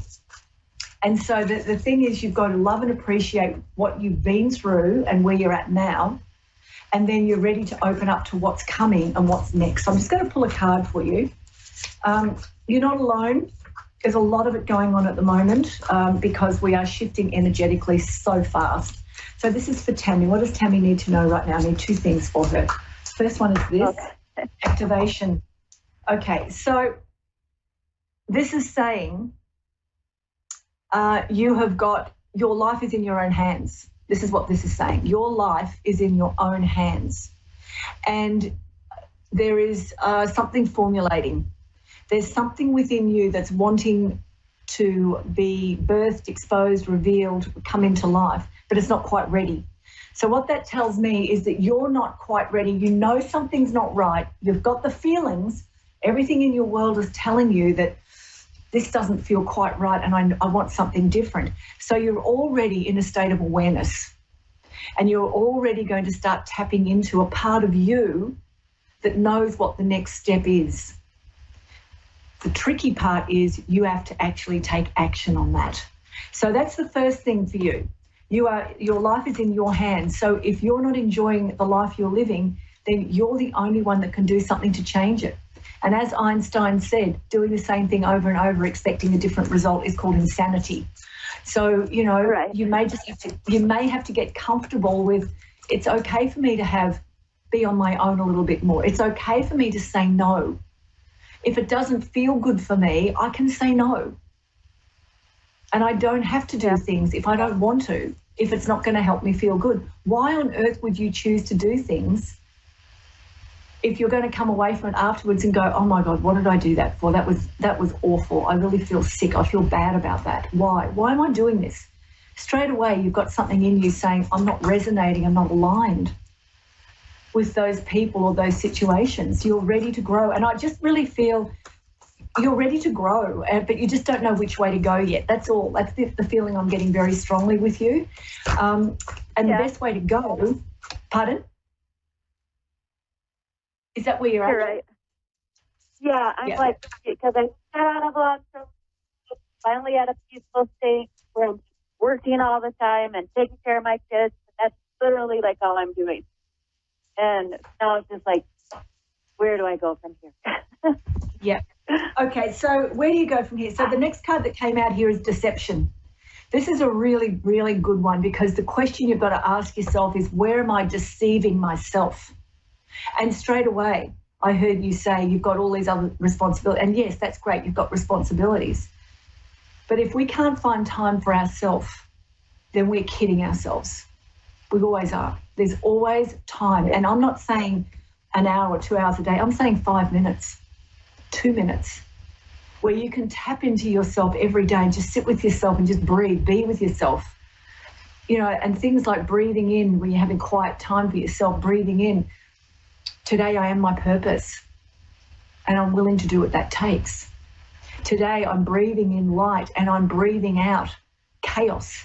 I'm breathing out confusion.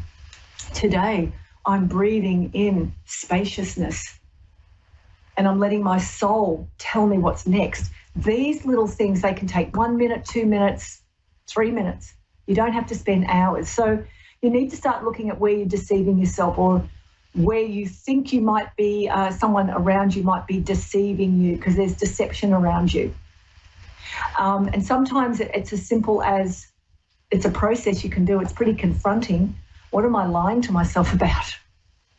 You know, if you sat down the first thing every morning before you did anything and just took a breath, bowed your head to your heart and just said, what am I lying to myself about? Take a couple of breaths. Well, I'm like in a relationship sort of with this guy that, like, you know, he's like made me feel like I'm valuable because, like, he's like been so depressed. He's like wanted to kill himself, and now he doesn't because he's been hanging out and stuff.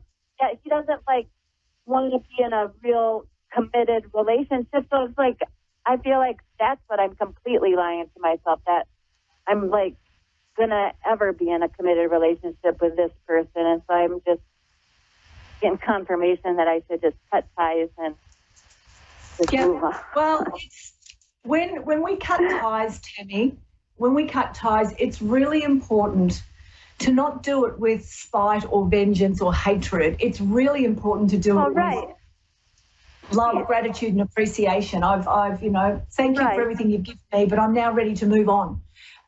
It opens a path differently. But I have got the last card I pulled for you is the Goddess of Water, and this is emotions. This is mastering your own emotions, and it's also around going with the flow. It's, if there's any obstacles, if you look at a waterway and an obstacle falls in a waterway, the water finds its way around it. It will move in a different direction, and it doesn't have to be a massive shift. It can be a gentle, just a little detour. And that's what I feel like you're being asked to do right now, is consider your emotions.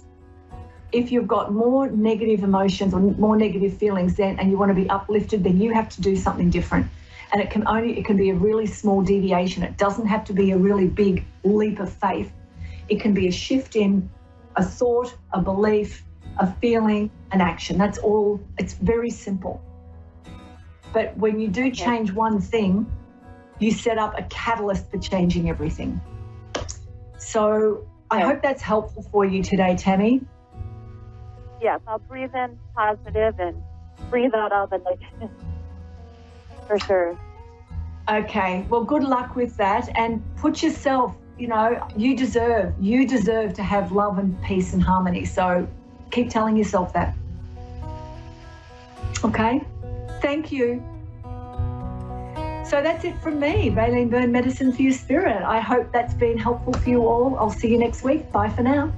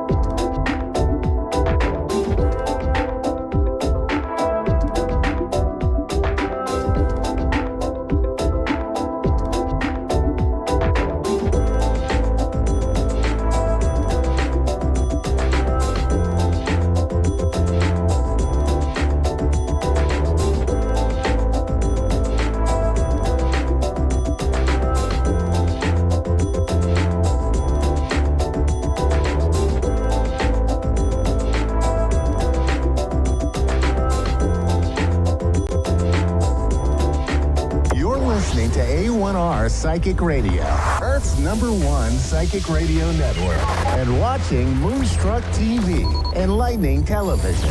Welcome. Time for the Psychic Side with John Capello. John Capello. Live from johncapello.com. Connect direct. In North America, dial 888-454-2751. In London, 20-3519-2158. In Sydney, dial 02-8488-3147. Or online, contact us through our Facebook page, facebook.com/psychic radio. Or one of our websites, askoneradio.com or moonstruck.tv. This is the Psychic Side on A1R, the Ask One Radio Network.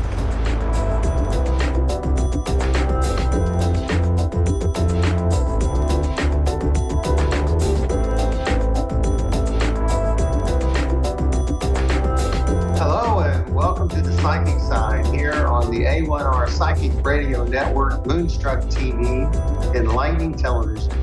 And welcome to the #1 Psychic Radio Network on Earth. I am your host. I'm John Capello, and I'm a psychic medium from the North Texas area.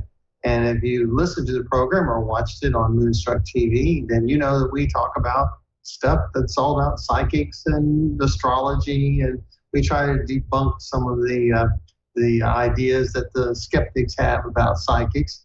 And I'd just like to introduce you to some new ideas or new ways of looking at things. And yesterday we had just such a momentous event with the eclipse that I couldn't help but talk about it a little bit today, because what I wanted to do was I as an astrologer, I like to look at events at times, and I looked at the eclipse, and I know if you're like me, you were astonished to see that it was not only the sun and moon that were conjunct in Aries, but it was also Chiron. So Chiron is just, I thought, a very, very important aspect of the eclipse yesterday. I was privileged to see it. I was privileged to see the total eclipse, and it was kind of breathtaking to me. Some people didn't think it was a big deal, but I did.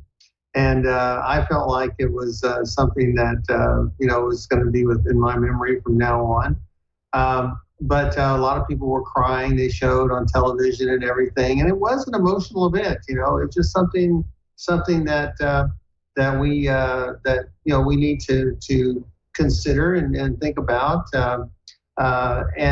With Chiron being a part of the mix, it's interesting because I've talked about Chiron before, but I'm going to tell you a little bit about it again today.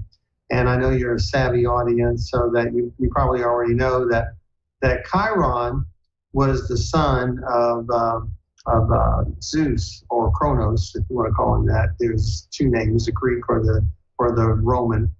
And this is let's see, Jupiter, I guess, would be the Roman, but Zeus was supposedly seduced by a nymph named Philiora.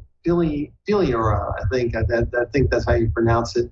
Actually, she was a hoochie coochie girl. So she disguised herself as Hera, the wife of Kronos, and she seduced him, and she was impregnated, and she had Chiron. And when she had the baby, she abandoned the baby. And the baby was found by Apollo, or also Mars. And so Apollo took the baby and adopted him. Him and Artemis, Apollo and Artemis raised him. And he turned out to be quite an interesting character. But the thing about it is, from one of the stories that I've heard about this situation, was that Hera, the wife of Zeus, found out. And so she cursed Chiron and made him a centaur. And the legend is that centaurs have a tendency to be drunks and the carousers and troublemakers. So yeah, that's what he became. But one of the things that Hera did was exile him to the island of Chiron. So of course, Chiron is a moon around Jupiter, I believe, but it's one of the larger moons, I think, around that planet. Of course, you can correct me if I'm wrong. I'm not an astronomer, but Chiron was a very wise person when he wasn't drunk. He was a healer. He was a counselor. He was someone that was able to help everybody with their own problems, but never could solve his own. And so when you see the sun and moon and Chiron all together, of course, when you see the sun and moon together, it's going to affect you emotionally. It's going to maybe, it depends on the person, of course. It can make you very sad or maybe depressed, but usually the sun is uplifting. Usually the sun brings you up. It's supposed to give you more energy. And so if you have the wounded healer there and you have an area in your life that is that's hurting or a past hurt, then it should uplift you there. So yesterday, this was about healing past wounds. Now, it depends on where it fell in your chart. So I always say, get your natal chart, and we can do that if you like. You just send me an email at john@johncappella.com, set up a reading. So I'll be happy to do that for you. But we can do that and set up this your natal chart and then look at a transit. So yesterday's transit with the eclipse fell in one of the houses of your chart.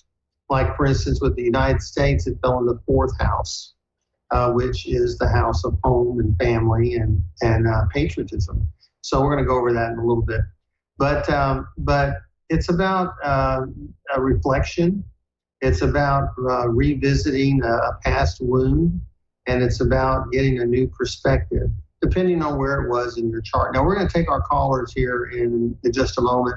I did want to give you that little bit of insight because we need to use the energy in our chart as positively as we can, because astrology has a tendency to be negative. Right now we're in Mercury retrograde, and Mercury retrograde can be about arguments. It can be about miscommunication. Your car might break down, my transmission might not work, the radio could go out, but not that's ever happened to me, but these are things that can happen. But if you use Mercury retrograde positively, then you just know to take your time, and not to sign that contract impulsively. Just read the fine print. So you can make it through Mercury retrograde, and you can make it through any Chiron as well. It's just may take you a little more time and may take you a little more effort to get that done. So that's what I'm suggesting you do. So what I want to do is I want to go to our first caller. I'm going to talk to Jody in Oxford, New Jersey. So Jody, are you there? Yes, I'm here. How are you today? Good. How are you? Fine. Did you see the eclipse yesterday? Yes, I did. You did? Was it a full eclipse in your area or partial? It was full. Full? Okay, that's great. That's great. So Jody, are you having trouble with maybe a son or a man in your life? I don't. Or do you have a question? Do what? I don't want to say trouble. I mean, I'm married. My husband's sick. Your husband is sick? Yes, he's sick. Okay. Yeah. Okay. Well, trouble in the sense of he's not well. Is that and so it's caused you some consternation. Does that make sense? Yes. Okay. So it doesn't mean that you're arguing or anything, or that you're getting ready to divorce or anything, but it just feels like this is a heavy weight on you. Is that right? Yes. Okay, because we don't want to see our spouses sick. You don't want to see your husband sick. Is that right? No, not at all. Okay. So it seems to me this is pretty serious, though. And it seems to me that you are trying to do everything as positively as possible. But is this cancer or another disease? Cancer. Cancer, okay. Have they given him a prognosis yet? They're not saying that it's terminal, have they? It's stage 4. It's what? Stage 4. Stage 4, okay. So it just seems to me that taking it one day at a time is the best approach. And I'm not saying that I'm not going to be a fatalist or anything like that. I'm just going to say that this is something that is going to bring the two of you closer if it hasn't already. Sometimes when people are ill, it can be a tense time as well. So you have to make sure that you are as patient as you can possibly be. Lung cancer is difficult to beat, from what I understand, but I have a friend who was recently cured from it. So there is some hope, but I don't want to give you false hope either. But I just feel like this is a very serious situation, and it's something that I know you are doing the best that you can to take good care of him, and I know that he loves you very much. And it's like I say, this is a time for bonding, and this is a time for of course, prayer, and it's a time to be as optimistic as you can be. and follow, as many treatments as he's able to take in order to beat this situation. Now, has he had some type of surgery with this lung cancer? No, not yet. Tomorrow we find out what they're going to do. If they can even treat it. If we find out tomorrow. Okay. Well, I'm 50-50 on it right now. Of course, I'm in a public situation. I don't want to speak too verbosely about it, but I feel like this is a situation where the energy I'm getting from you is that you're hoping for the best but preparing for the worst. Does that make sense? Absolutely. Okay. Spot on. Yep. Just keep a positive attitude, and I'm leaning towards them doing some type of surgery, but I'm also leaning towards they're saying that these chances are not as good as you would hope them to be. But I hope that I'm wrong on that. Okay. Okay. Okay.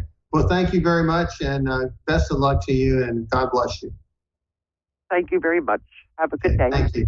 Okay. Bye-bye. Bye-bye. So I want to talk a little bit more about Chiron and how it affected the eclipse yesterday, because where it is in your chart is important, and it's like I say, I'm going to use the United States as a guide. The United States happens to have Chiron in its chart in the fourth house, but it's 20 degrees. And yesterday, the Chiron and the sun and moon were both 19 degrees Chiron, in Aries, excuse me. They were all in Aries in the fourth house. And it's significant because we see the two leaders of that are in the election that are talking, they talking about things that I guess they both felt would be unifying in their way. Yesterday, one spoke about student loans, forgiveness of student loans. The other talked about abortion and how it moved to the states from a federal level.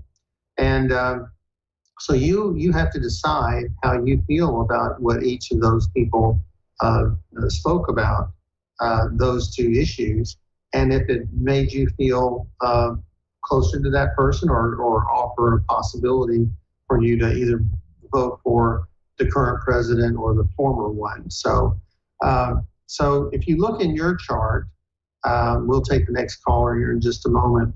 But if you look in your chart, you will see that if it falls in the first house, then there may be something that happened to you in the past that involved your body. Maybe it was an accident. Maybe something that involving your head, something that was Aries-like. Maybe even your self-esteem, something that hurt you a great deal, very, very deeply. And you are able to take a new perspective of it. Maybe there were some lessons that you learned from it. And so there could be something important that you could gain from it. So if it's in the second house, it could be some type of possession that you lost, whether you went bankrupt or you lost a home or some other type of tragedy. Maybe you got robbed or something like that. But you gained a new perspective from it. How did you grow from it? Where did you go after that incident happened? Was there something there that was a positive from it? And can you grow from that from where you are now? So the third house is very interesting because I got a lady on my Facebook page saying that she had been very emotionally disturbed this past week, and it happened to be in her third house. And the third house is about childhood. So there may be some childhood wounds or sibling rivalry wounds, or there could be something that's all related to communications, things that are Gemini-like. So, and the next one would be mother, the fourth house, mother, home, family, military, patriotism. So those things may be coming back to you And you might say to yourself, where did that come from? Well, it may be from the eclipse. So let's go to Angie in Mitchell, South Dakota. So Angie, are you there? Yep, I'm here. How are you today? I'm good. Okay. How did the eclipse affect you? Did you have any, did you see it at all? Was there a partial eclipse there? No. Nothing. It was cloudy and stuff, but Cloudy. I don't know how it affected me kind of right now. I'm going through a lot. Okay. Kind of going through a little bit of a. Okay. Was this about a relationship? You're not going through a divorce or anything, are you? Maybe. Maybe. Okay. What's your birth sign? Yep, February 2nd. February 2nd, you're Aquarius? Yep. Okay. Well, Aquarius is starting a new life. There's a major transformation coming for Aquarius. We'd have to find out. Do you know your rising sign by any chance? No, but I have done my birth chart. Okay. I guess I don't know where they look for that at. What time were you born? It was about 9:30 in the morning. In the morning? Okay. Yep. That's probably going to, let's see, probably might be Aries. Okay, it might be Aries. So that would mean the eclipse would fall probably in your 12th house or your first house. So if it fell into your 12th house, it did fall in my first house. First house. I know. Yep, first house. First house. So you're a late Aries rising. So that would mean that things affecting your self-esteem, your will, is somewhat. I mean, I'm not going to say you're going to get divorced, but I am going to say that I just feel like you're, for lack of a better description, I feel like you're pretty pissed off right now. I feel like you're under a great deal of stress, and that you feel like you've lost touch with your partner in some ways, and there's a detachment there that's already begun. This is going to take some major healing, major work. Is your husband willing to do that work? No, he's not. Okay. He's not willing to do anything. Yeah. So I actually am looking at apartments because he's not willing to move out of. They run a business in the house. So I am trying to decide if I should just get an apartment on my own. Well, and just to come back and forth. Well, I don't know the laws in your state, and it's best that you, before you make any decisions, to consult an attorney. If you're considering a divorce, because if you leave the house, I know where I am. If you leave the house, you lose a lot of leverage. Okay, so. Okay. So you don't, and I'm not an attorney, so don't get legal advice from me. Okay. Okay. Right. I'm just telling you that I'm a psychic. That's what I do. You might just go to the internet and get a divorce checklist. I hate to be promoting that sort of thing, but the thing about it is divorce is an ugly situation. It's something that I don't like. I'm very pro marriage, but if it's something that has to be done and there's no choice, then you have to be smart. You have to be careful. You have to be respectful of your partner, but you also have to be protective of yourself as well. So it's before you do anything, before you make sign that contract with an apartment or whatever, you consult an attorney, okay? Because they will know more about a strategy than you. Many times attorneys will have the first session free. Look for recommendations and do the best that you can. But I'm just going to tell you, Angie, you're in South Dakota, I'm in Texas, and we're talking on the Skype network at A1R Psychic Radio, and I'm picking up this energy. You didn't say a thing to me, so So if it's that strong, it means that something needs to be done. Okay. So whether it's divorce, that's up to you. That's something you have to do. You have to ponder very, very carefully before you change your life like that. Okay? Okay, sounds good. Thank you. Okay. So thank you very much. It's nice to talk to you, and good luck to you. Bye-bye. Bye. Okay, bye-bye. So I believe we left off talking about Chiron in the 4th house. If Chiron fell in your 5th house, then you may have some past hurt revolving around a child. Maybe a loss of a child, maybe the loss of a gambling debt, maybe the loss of you took a big chance in a business and it failed. Some type of loss.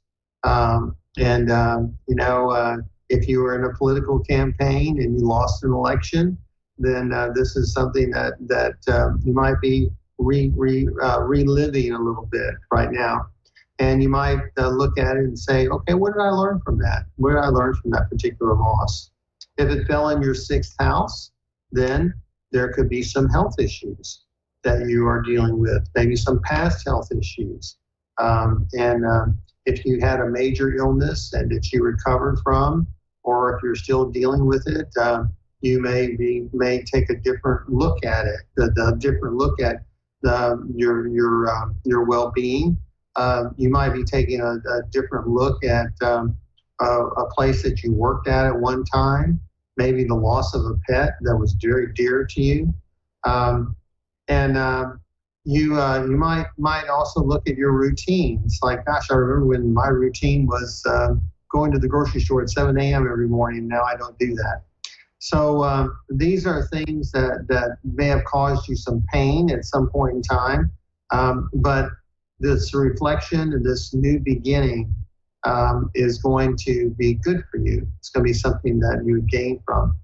Then, of course, if it was in the 7th house, or if the eclipse fell in the 7th house, then there could be some memories from the loss of a spouse, whether it be the divorce or death, or an open enemy, someone that you trusted, but they turned out to not be a friend. They sued you, and maybe you lost. These are things that you've got to look at. So your partners, a partner in business, could some type of loss that you could have had there. If it was 8th house is such an interesting house, a deep house, house involving estates, inheritance, and joint possessions, whether you lost a home, whether it could have been flooded, or you weren't able to to recoup the home or whatever. You might have lost some other people's money, not through any thing that you may not have wanted. It wasn't intentional, but you may have lost money. You could have been the victim of a crime at one point in time that you're reflective of.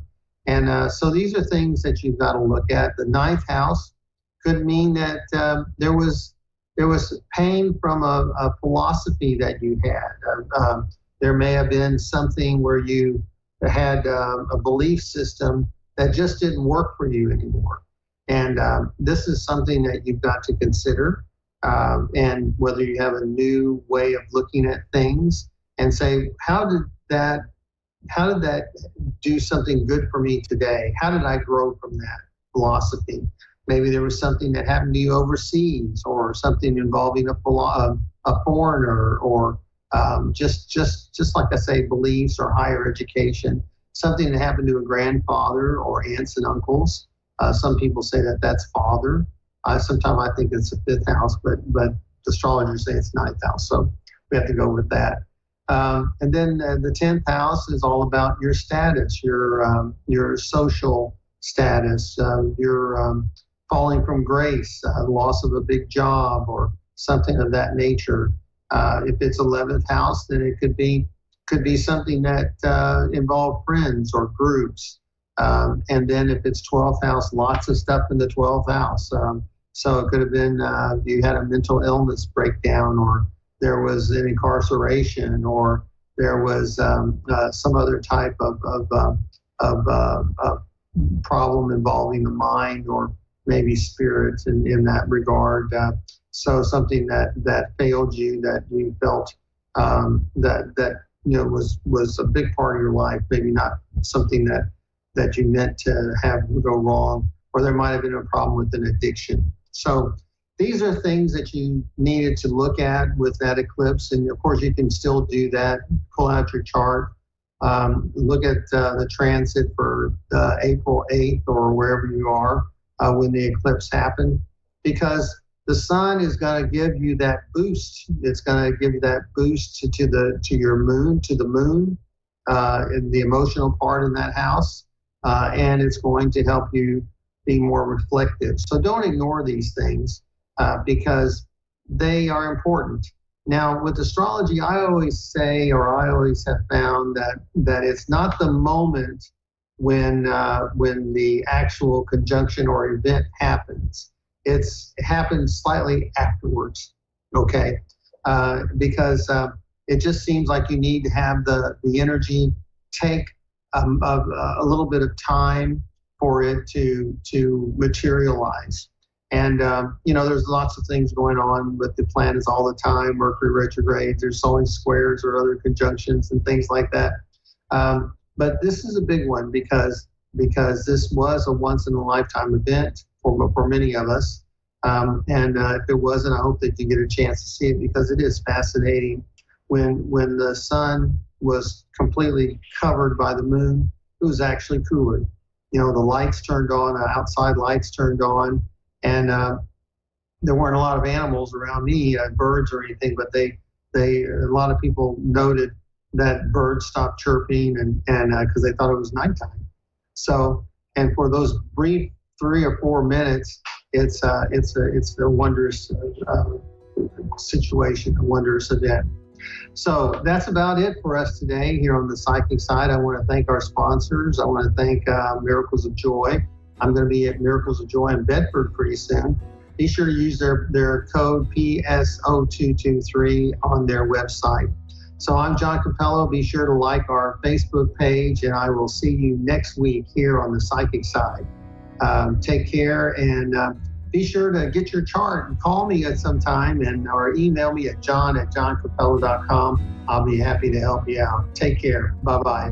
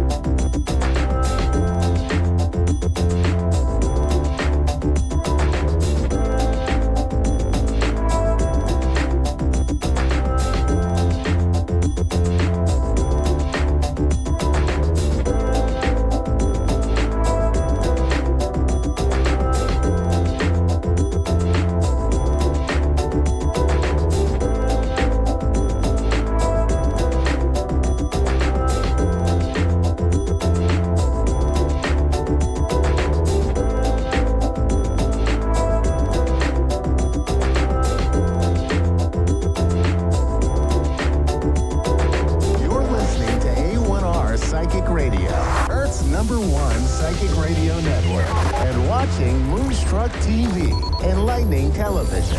Welcome. Time for Amanda Hall Psychic with Amanda Hall.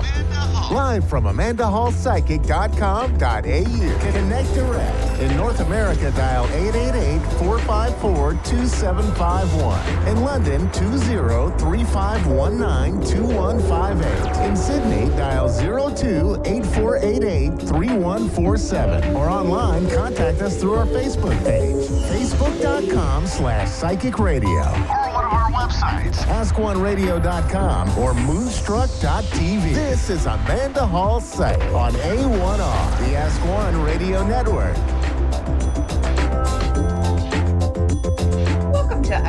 Psychic Radio here on Moonstruck TV with Amanda Hall, Psychic, all the way from the Gold Coast. I hope you're having an absolutely marvellous time as the weather's changing around the world. Here in Australia, it's just starting to get a little bit tad cool this morning when I got up to do the show, which I know is nighttime everywhere else.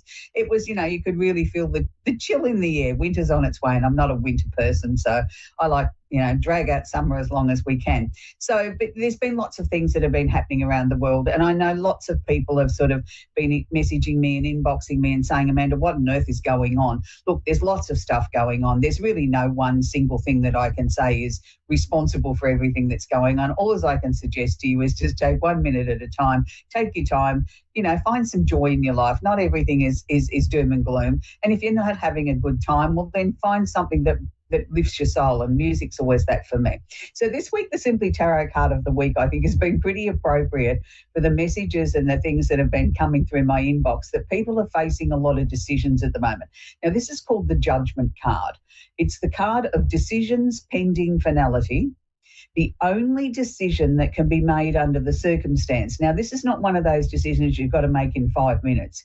This is one of those times in your life where you've been toing and froing, tossing backwards and forwards, looking at it from every angle, looking at it and still not comfortable with any decision you come up with because nothing feels completely right. But you get to a point that the decision's got to be made. It's final. And it's like, well, this is it. This is the best I can do at this point in time. It's the only decision that I can make. It's not saying that you're jumping for joy and saying, yippee doodle dandy, this is great. It's saying that after giving it very, very careful consideration, looking at all your options from every angle, that this is the decision and the only decision that you can make.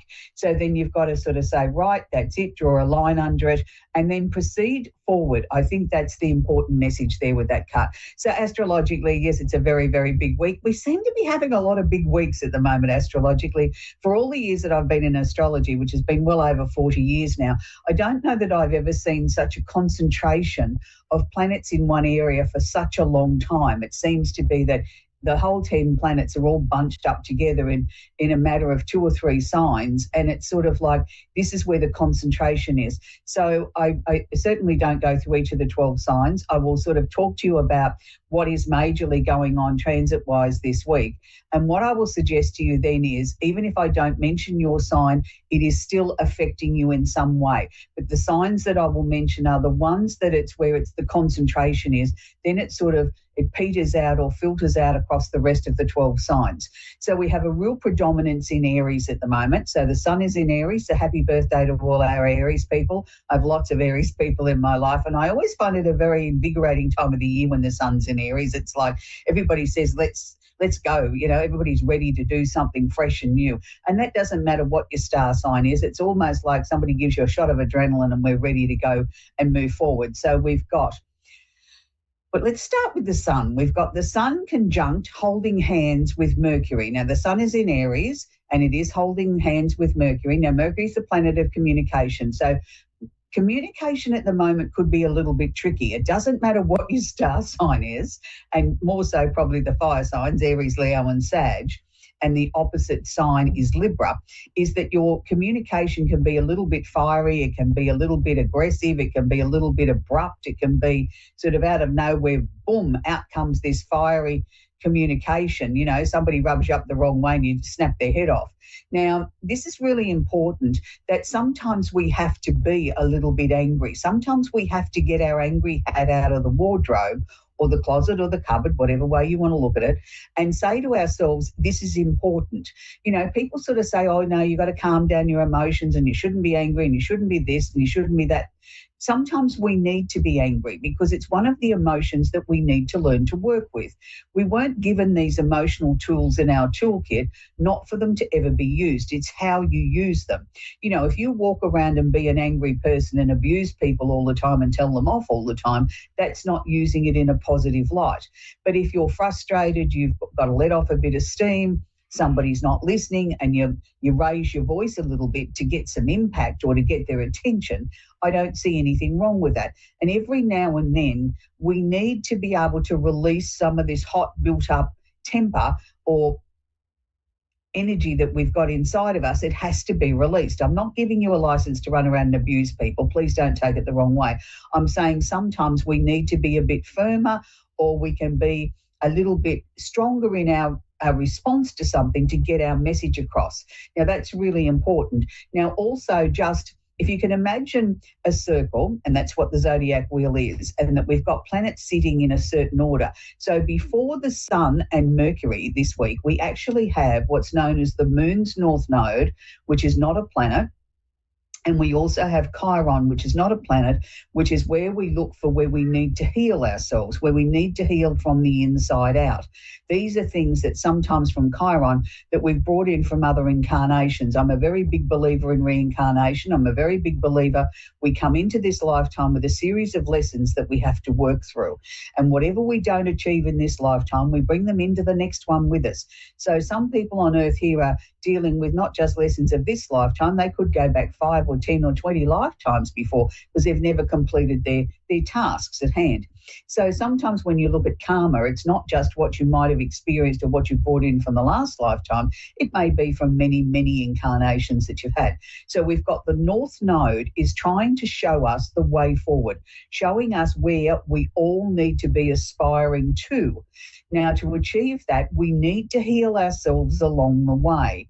Now, this is really important. So it doesn't matter what your star sign is. If you've been feeling a little bit emotional, you've been feeling, I don't know where these things are coming from. I've got a lot of things coming back into my mind from the past. Why would that be happening? It's because it's trying to heal you at the moment. It's trying to say that you're the only one that can heal yourself. So I'm going to show you the way to do that.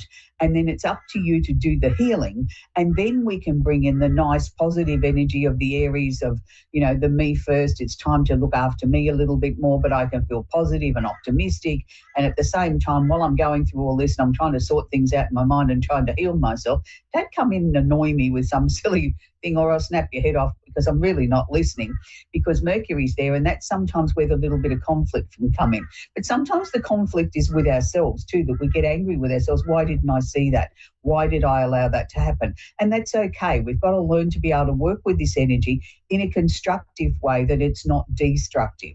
And I think that's the important message here, is it doesn't have to be destructive, because you might be a little bit firmer in your delivery of your message, or even firmer with yourself, saying it's okay. Yeah, look, I made that decision at that time. It was the right decision that day at that time, or that period of time in my life. But if I was in the same situation today, I maybe make a different one, or an improved or better decision. So interestingly enough, there's no right or wrong here.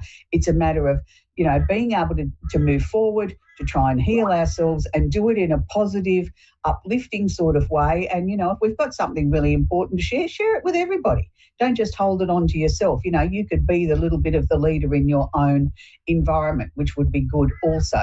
So for those that are seeking love, and it doesn't matter what your star sign is, Venus is in Aries at the moment also, but nowhere near the other 4 situations or configurations I was talking about in the transit there with the North Node, Chiron, the Sun and Mercury.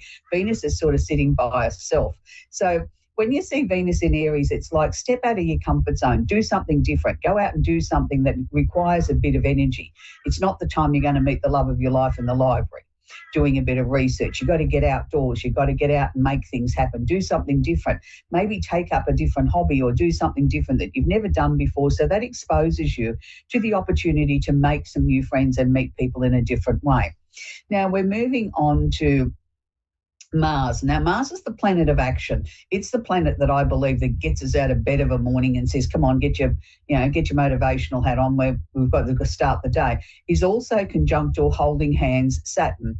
Now, Saturn's the planet that sort of is the planet of the discipline, the father figure. It's the planet that sort of gives us the structure in life, that says to us, have you really put a good solid foundation underneath what you're attempting to do?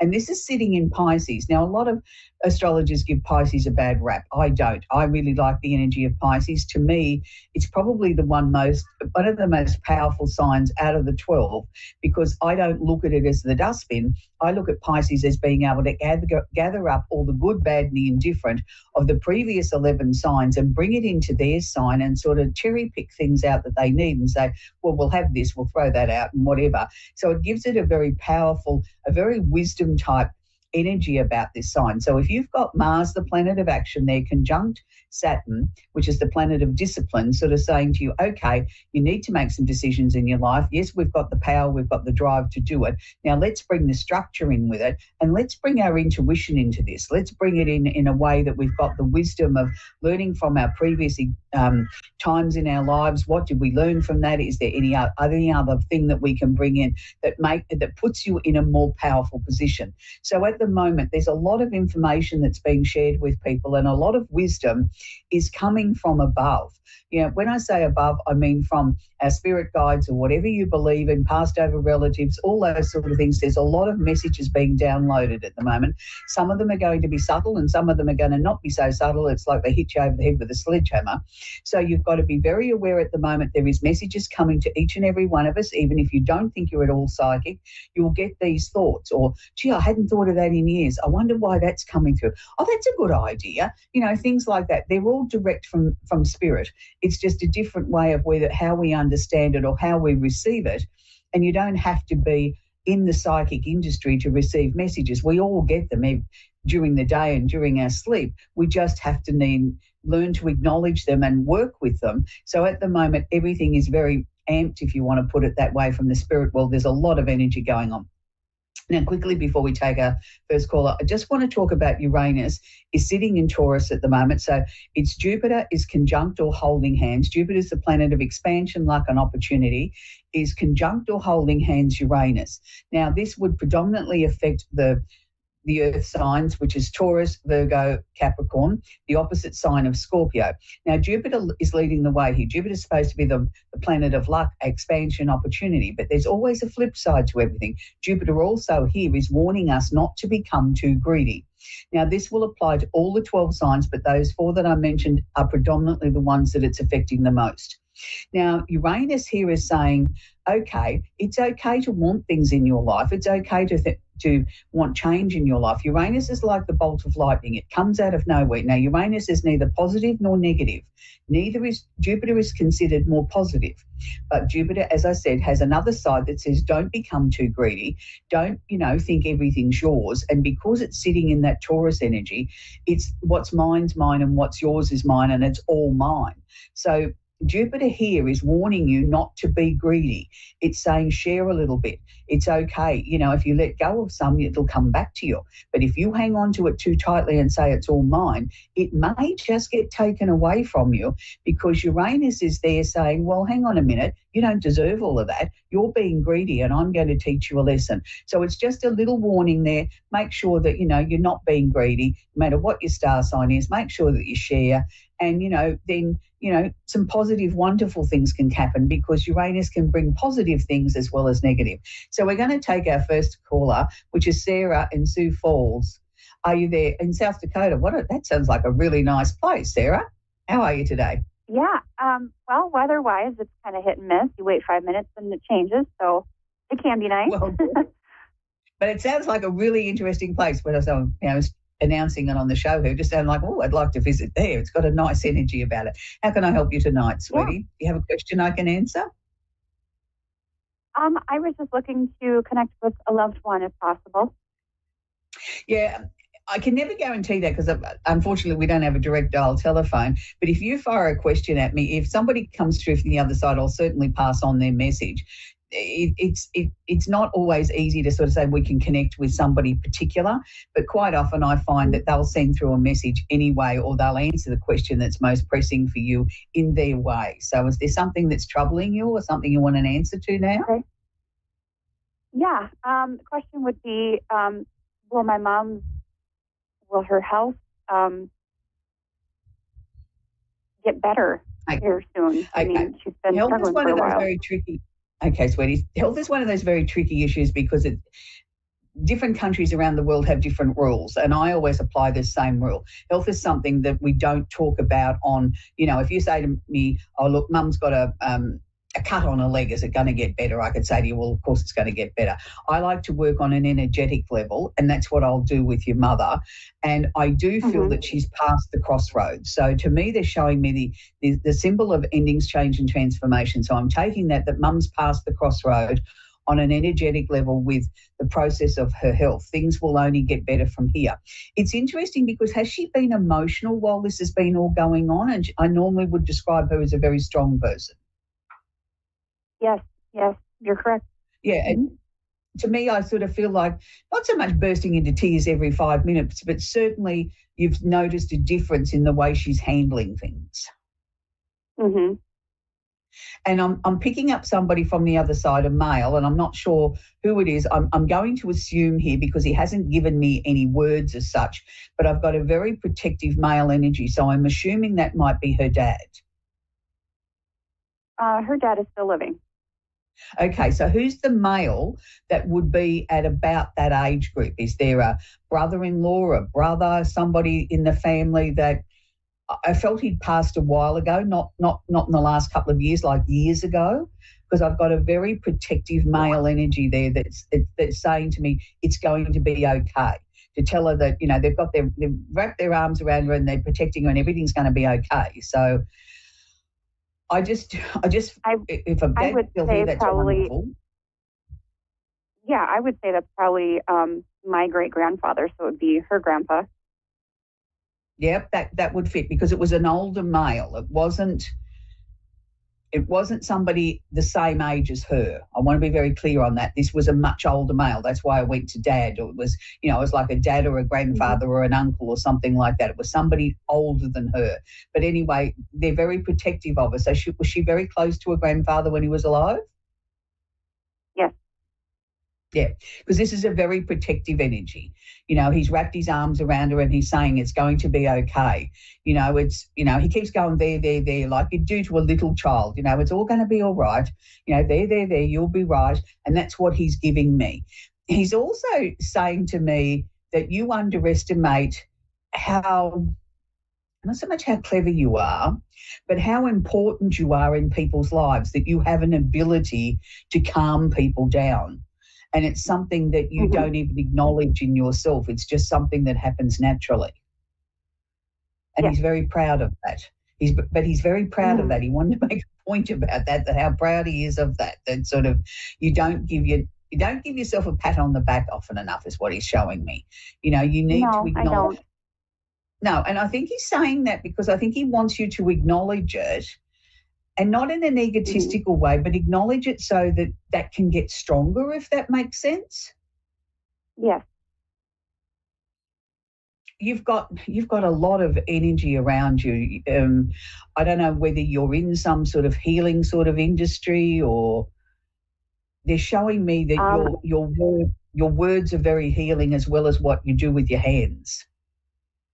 Yes, I have past 10 months been practicing mediumship, actually. So that makes a lot of sense. But they're showing it to me in a hand form, as if, you know, yes, your words are very healing, and that's what I consider mediumship to be, but they were showing me that you had healing hands. So is that maybe something you're looking at expanding on or going into? I've thought about it, yes. Mm-hmm. Yeah, because they were very... If it's your mum's granddad, he was very clearly showing me these hands that were very healing, like you only had to touch somebody even on their arm, and you aren't aware of the energy that you're sending through leaves them with a mini healing, even though that's not what you were doing. You were just, you know, acknowledging them, or, you know, touching somebody and saying, there, you'll be fine, or, you know, nice to see you, or whatever the case may be. But at the same time, you're sending this amazing healing. So I really think that's a very powerful message for you. But, he's showing me beautiful big bunch of pink roses. So that's his way of saying he's leaving. And that's his love for you and your mum. So I know she's going to be okay. He keeps telling me that this was meant to be. So for whatever reason, who knows? I mean, there's reasons for everything, but, you know, you've got to continue on with what you're doing because they're very proud of you and it is getting stronger, but you've got to acknowledge what you are capable of doing. It's like you can't go to the next level until you acknowledge that, and not in a way with ego, but just, well, thank you. Yes, I know I'm good at what I do and I want to continue to do it. And that's really important. Yeah. Because I don't think enough very gifted people really acknowledge their own talent, and you're one of them. Mm-hmm. Yeah, Okay, I sweetie. understand that. Lovely to talk to you, Sarah. I've got to keep moving because I've got another lady to deal with. It's lovely to talk with Sarah. We're going to talk with Angela now in Silver Lake in Wisconsin. Are you there, Angela? And I know I've pronounced that wrong. Hi. Okay. Hi. How can I help you today, Hi. Angela? Yes, I just want to know if my dad passed away a couple of years ago, and I just want to know if he's around me and if he has any messages for me. Okay, sweetie. Yeah, look, I can honestly say to you, yes, he's definitely always around you. There's no one that's gone through to the spirit world to me that's ever come back and told me they're not comfortable there. That yes, they miss everybody, but any ailments they had or whatever the case was that caused their passing, there's no pain there. So and they float in and out around us all the time, and they keep a watchful eye on the ones that they were closest to or the ones that they love. But they don't always necessarily want to interfere, if I can put it that way. Sometimes they want to come through with some very powerful messages, and other times they're just happy to be, wandering around, seeing what you're doing in your day and sort of having a smile to themselves and thinking, gee, I wish I was down there having a cup of coffee or that ice cream or whatever. Do you know what I mean? Like it's a very playful sort of energy. And what I'm picking up from your dad is a very playful sort of energy, like a lot of people maybe accuse him of never growing up. And he says, but I did grow up. I like to be that way. He liked to see a playful side to life. I'm not saying he wasn't strong and determined and couldn't, problem solve, but he liked the lighter side of life. He felt that made the world go round better. And I think that's wonderful. But he keeps showing me that you've been putting something off. Is there a decision that you've been putting off or something you haven't? Yeah, he keeps saying, no, she's putting it off. He keeps saying to me, she's putting it off.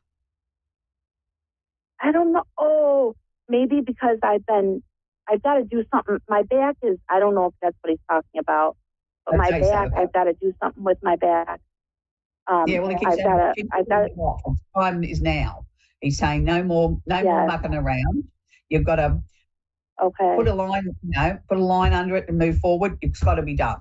And he's getting very firm now. So he's very, not cross, but he's being firm that it's time to deal with that. And he keeps saying to me, it's not as bad as what you think. Once you make that first step, it'll flow. It'll be easier and better than what you think. He keeps saying to me that you're the stubborn one. Now, I disagree with that because I think even though he liked the playful side of life, I think he could have been quite stubborn in his own right. Once he dug his heels in, he didn't budge, but he says you're the stubborn one. Yeah, I am pretty stubborn. We're both stubborn. I get a lot of things from him. Yeah, but he's claiming he was never stubborn. He was always flexible, and I disagree with that. That's funny. It's interesting how they perceive themselves, isn't it? Like he wanted to get across that playful side, and then he turned around and said, she's too stubborn, get up and she won't make that phone call, she won't do this. Well, who's calling who's stubborn, like he right? Yeah, he's a great person, though. I love him so much, and I miss him so much. He's still with you, darling. He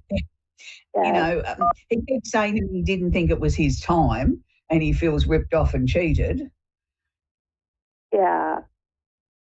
And we don't even know exactly what happened. I mean, he was in the hospital, and the doctor talked to him, and then he went into cardiac arrest after the doctor left the room. Yeah, sweetheart, look, sometimes there is no real answer or there was any sign that anybody missed or anything like that. He's just saying to me it was all happened in a flash of a second. He was here 1 minute and gone the next, and he's upset the fact that he wasn't ready to go, like it wasn't his time. Yeah. But I don't know any of us are really ready to go, but he certainly hadn't made his mind up it was time to go. He still had a lot of things he wanted to complete. So yes, he did. He did.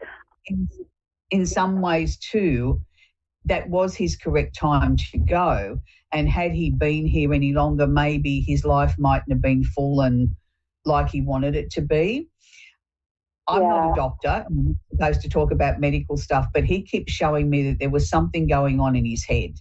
He doesn't know what it was, but he said there was something wasn't right. Huh. Well, they found he had cancer. Right.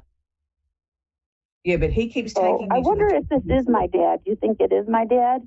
Because Yeah, no, he's taking me to the top of his head. He's taking me to the top of his head and saying my head wasn't right before I went into the hospital. But he didn't tell anyone. Huh. I And don't I'm know not saying what that would have been. I'm not saying it was a headache or whatever, but he's just saying there was something like he's saying to me I couldn't concentrate. I don't think it was his head that took him out. I'm not saying that, but that's what he's sharing with me. I wonder if it was my head that caused it. Because in his mind, he wasn't ready to go. Whether he had cancer or not, in his head, he wasn't going anywhere. Cancer or no cancer, he was still going to live. So he's saying, I wonder if it was my head.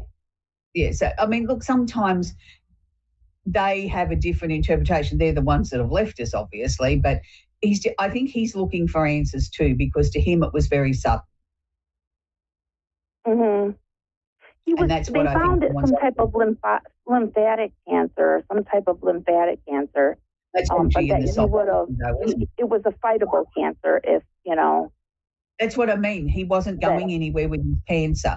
I just think it was just one of those random things. His heart stopped and that was it. I don't think there's any other answer than what they told you. There was no warning sign. It was just one of those freak things that happened. Yeah. But anyway. Well, the doctor felt like it could have been a blood clot to the lung that finally took him. That could have come from the head. That might be why he's saying to me, my head. Oh, okay. Could have come from there and down. Yeah. You know what I mean? Because he keeps saying my head. Could have been a stroke. Could have been, or an aneurysm or something like that, the blood vessel broke away and came down and caused the clot or whatever. But that might be why he's indicating his head. Anyway, sweetheart, I hope that's helped you, Angela. I've got to go. We're at the end of the show. And know that he loves you. He's sending you beautiful big pink hearts. He's blowing them to me for you. It's lovely to talk with you, Angela.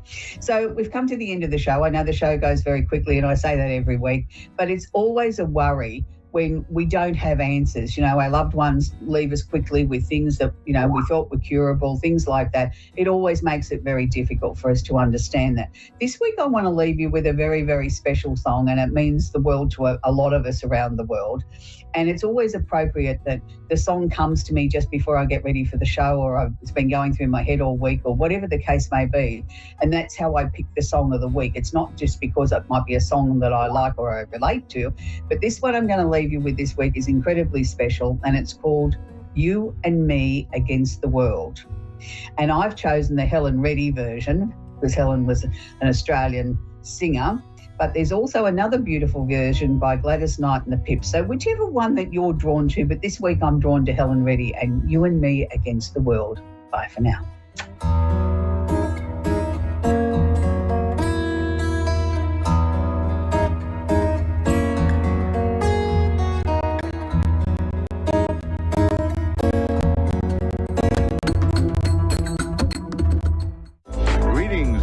Seekers of truth, wisdom, and light. This is Reverend Elliot, your friendly neighborhood esoteric practitioner, coming to you live from the city of New York, where we had a huge blizzard and we got at least a quarter inch of snow. We haven't had much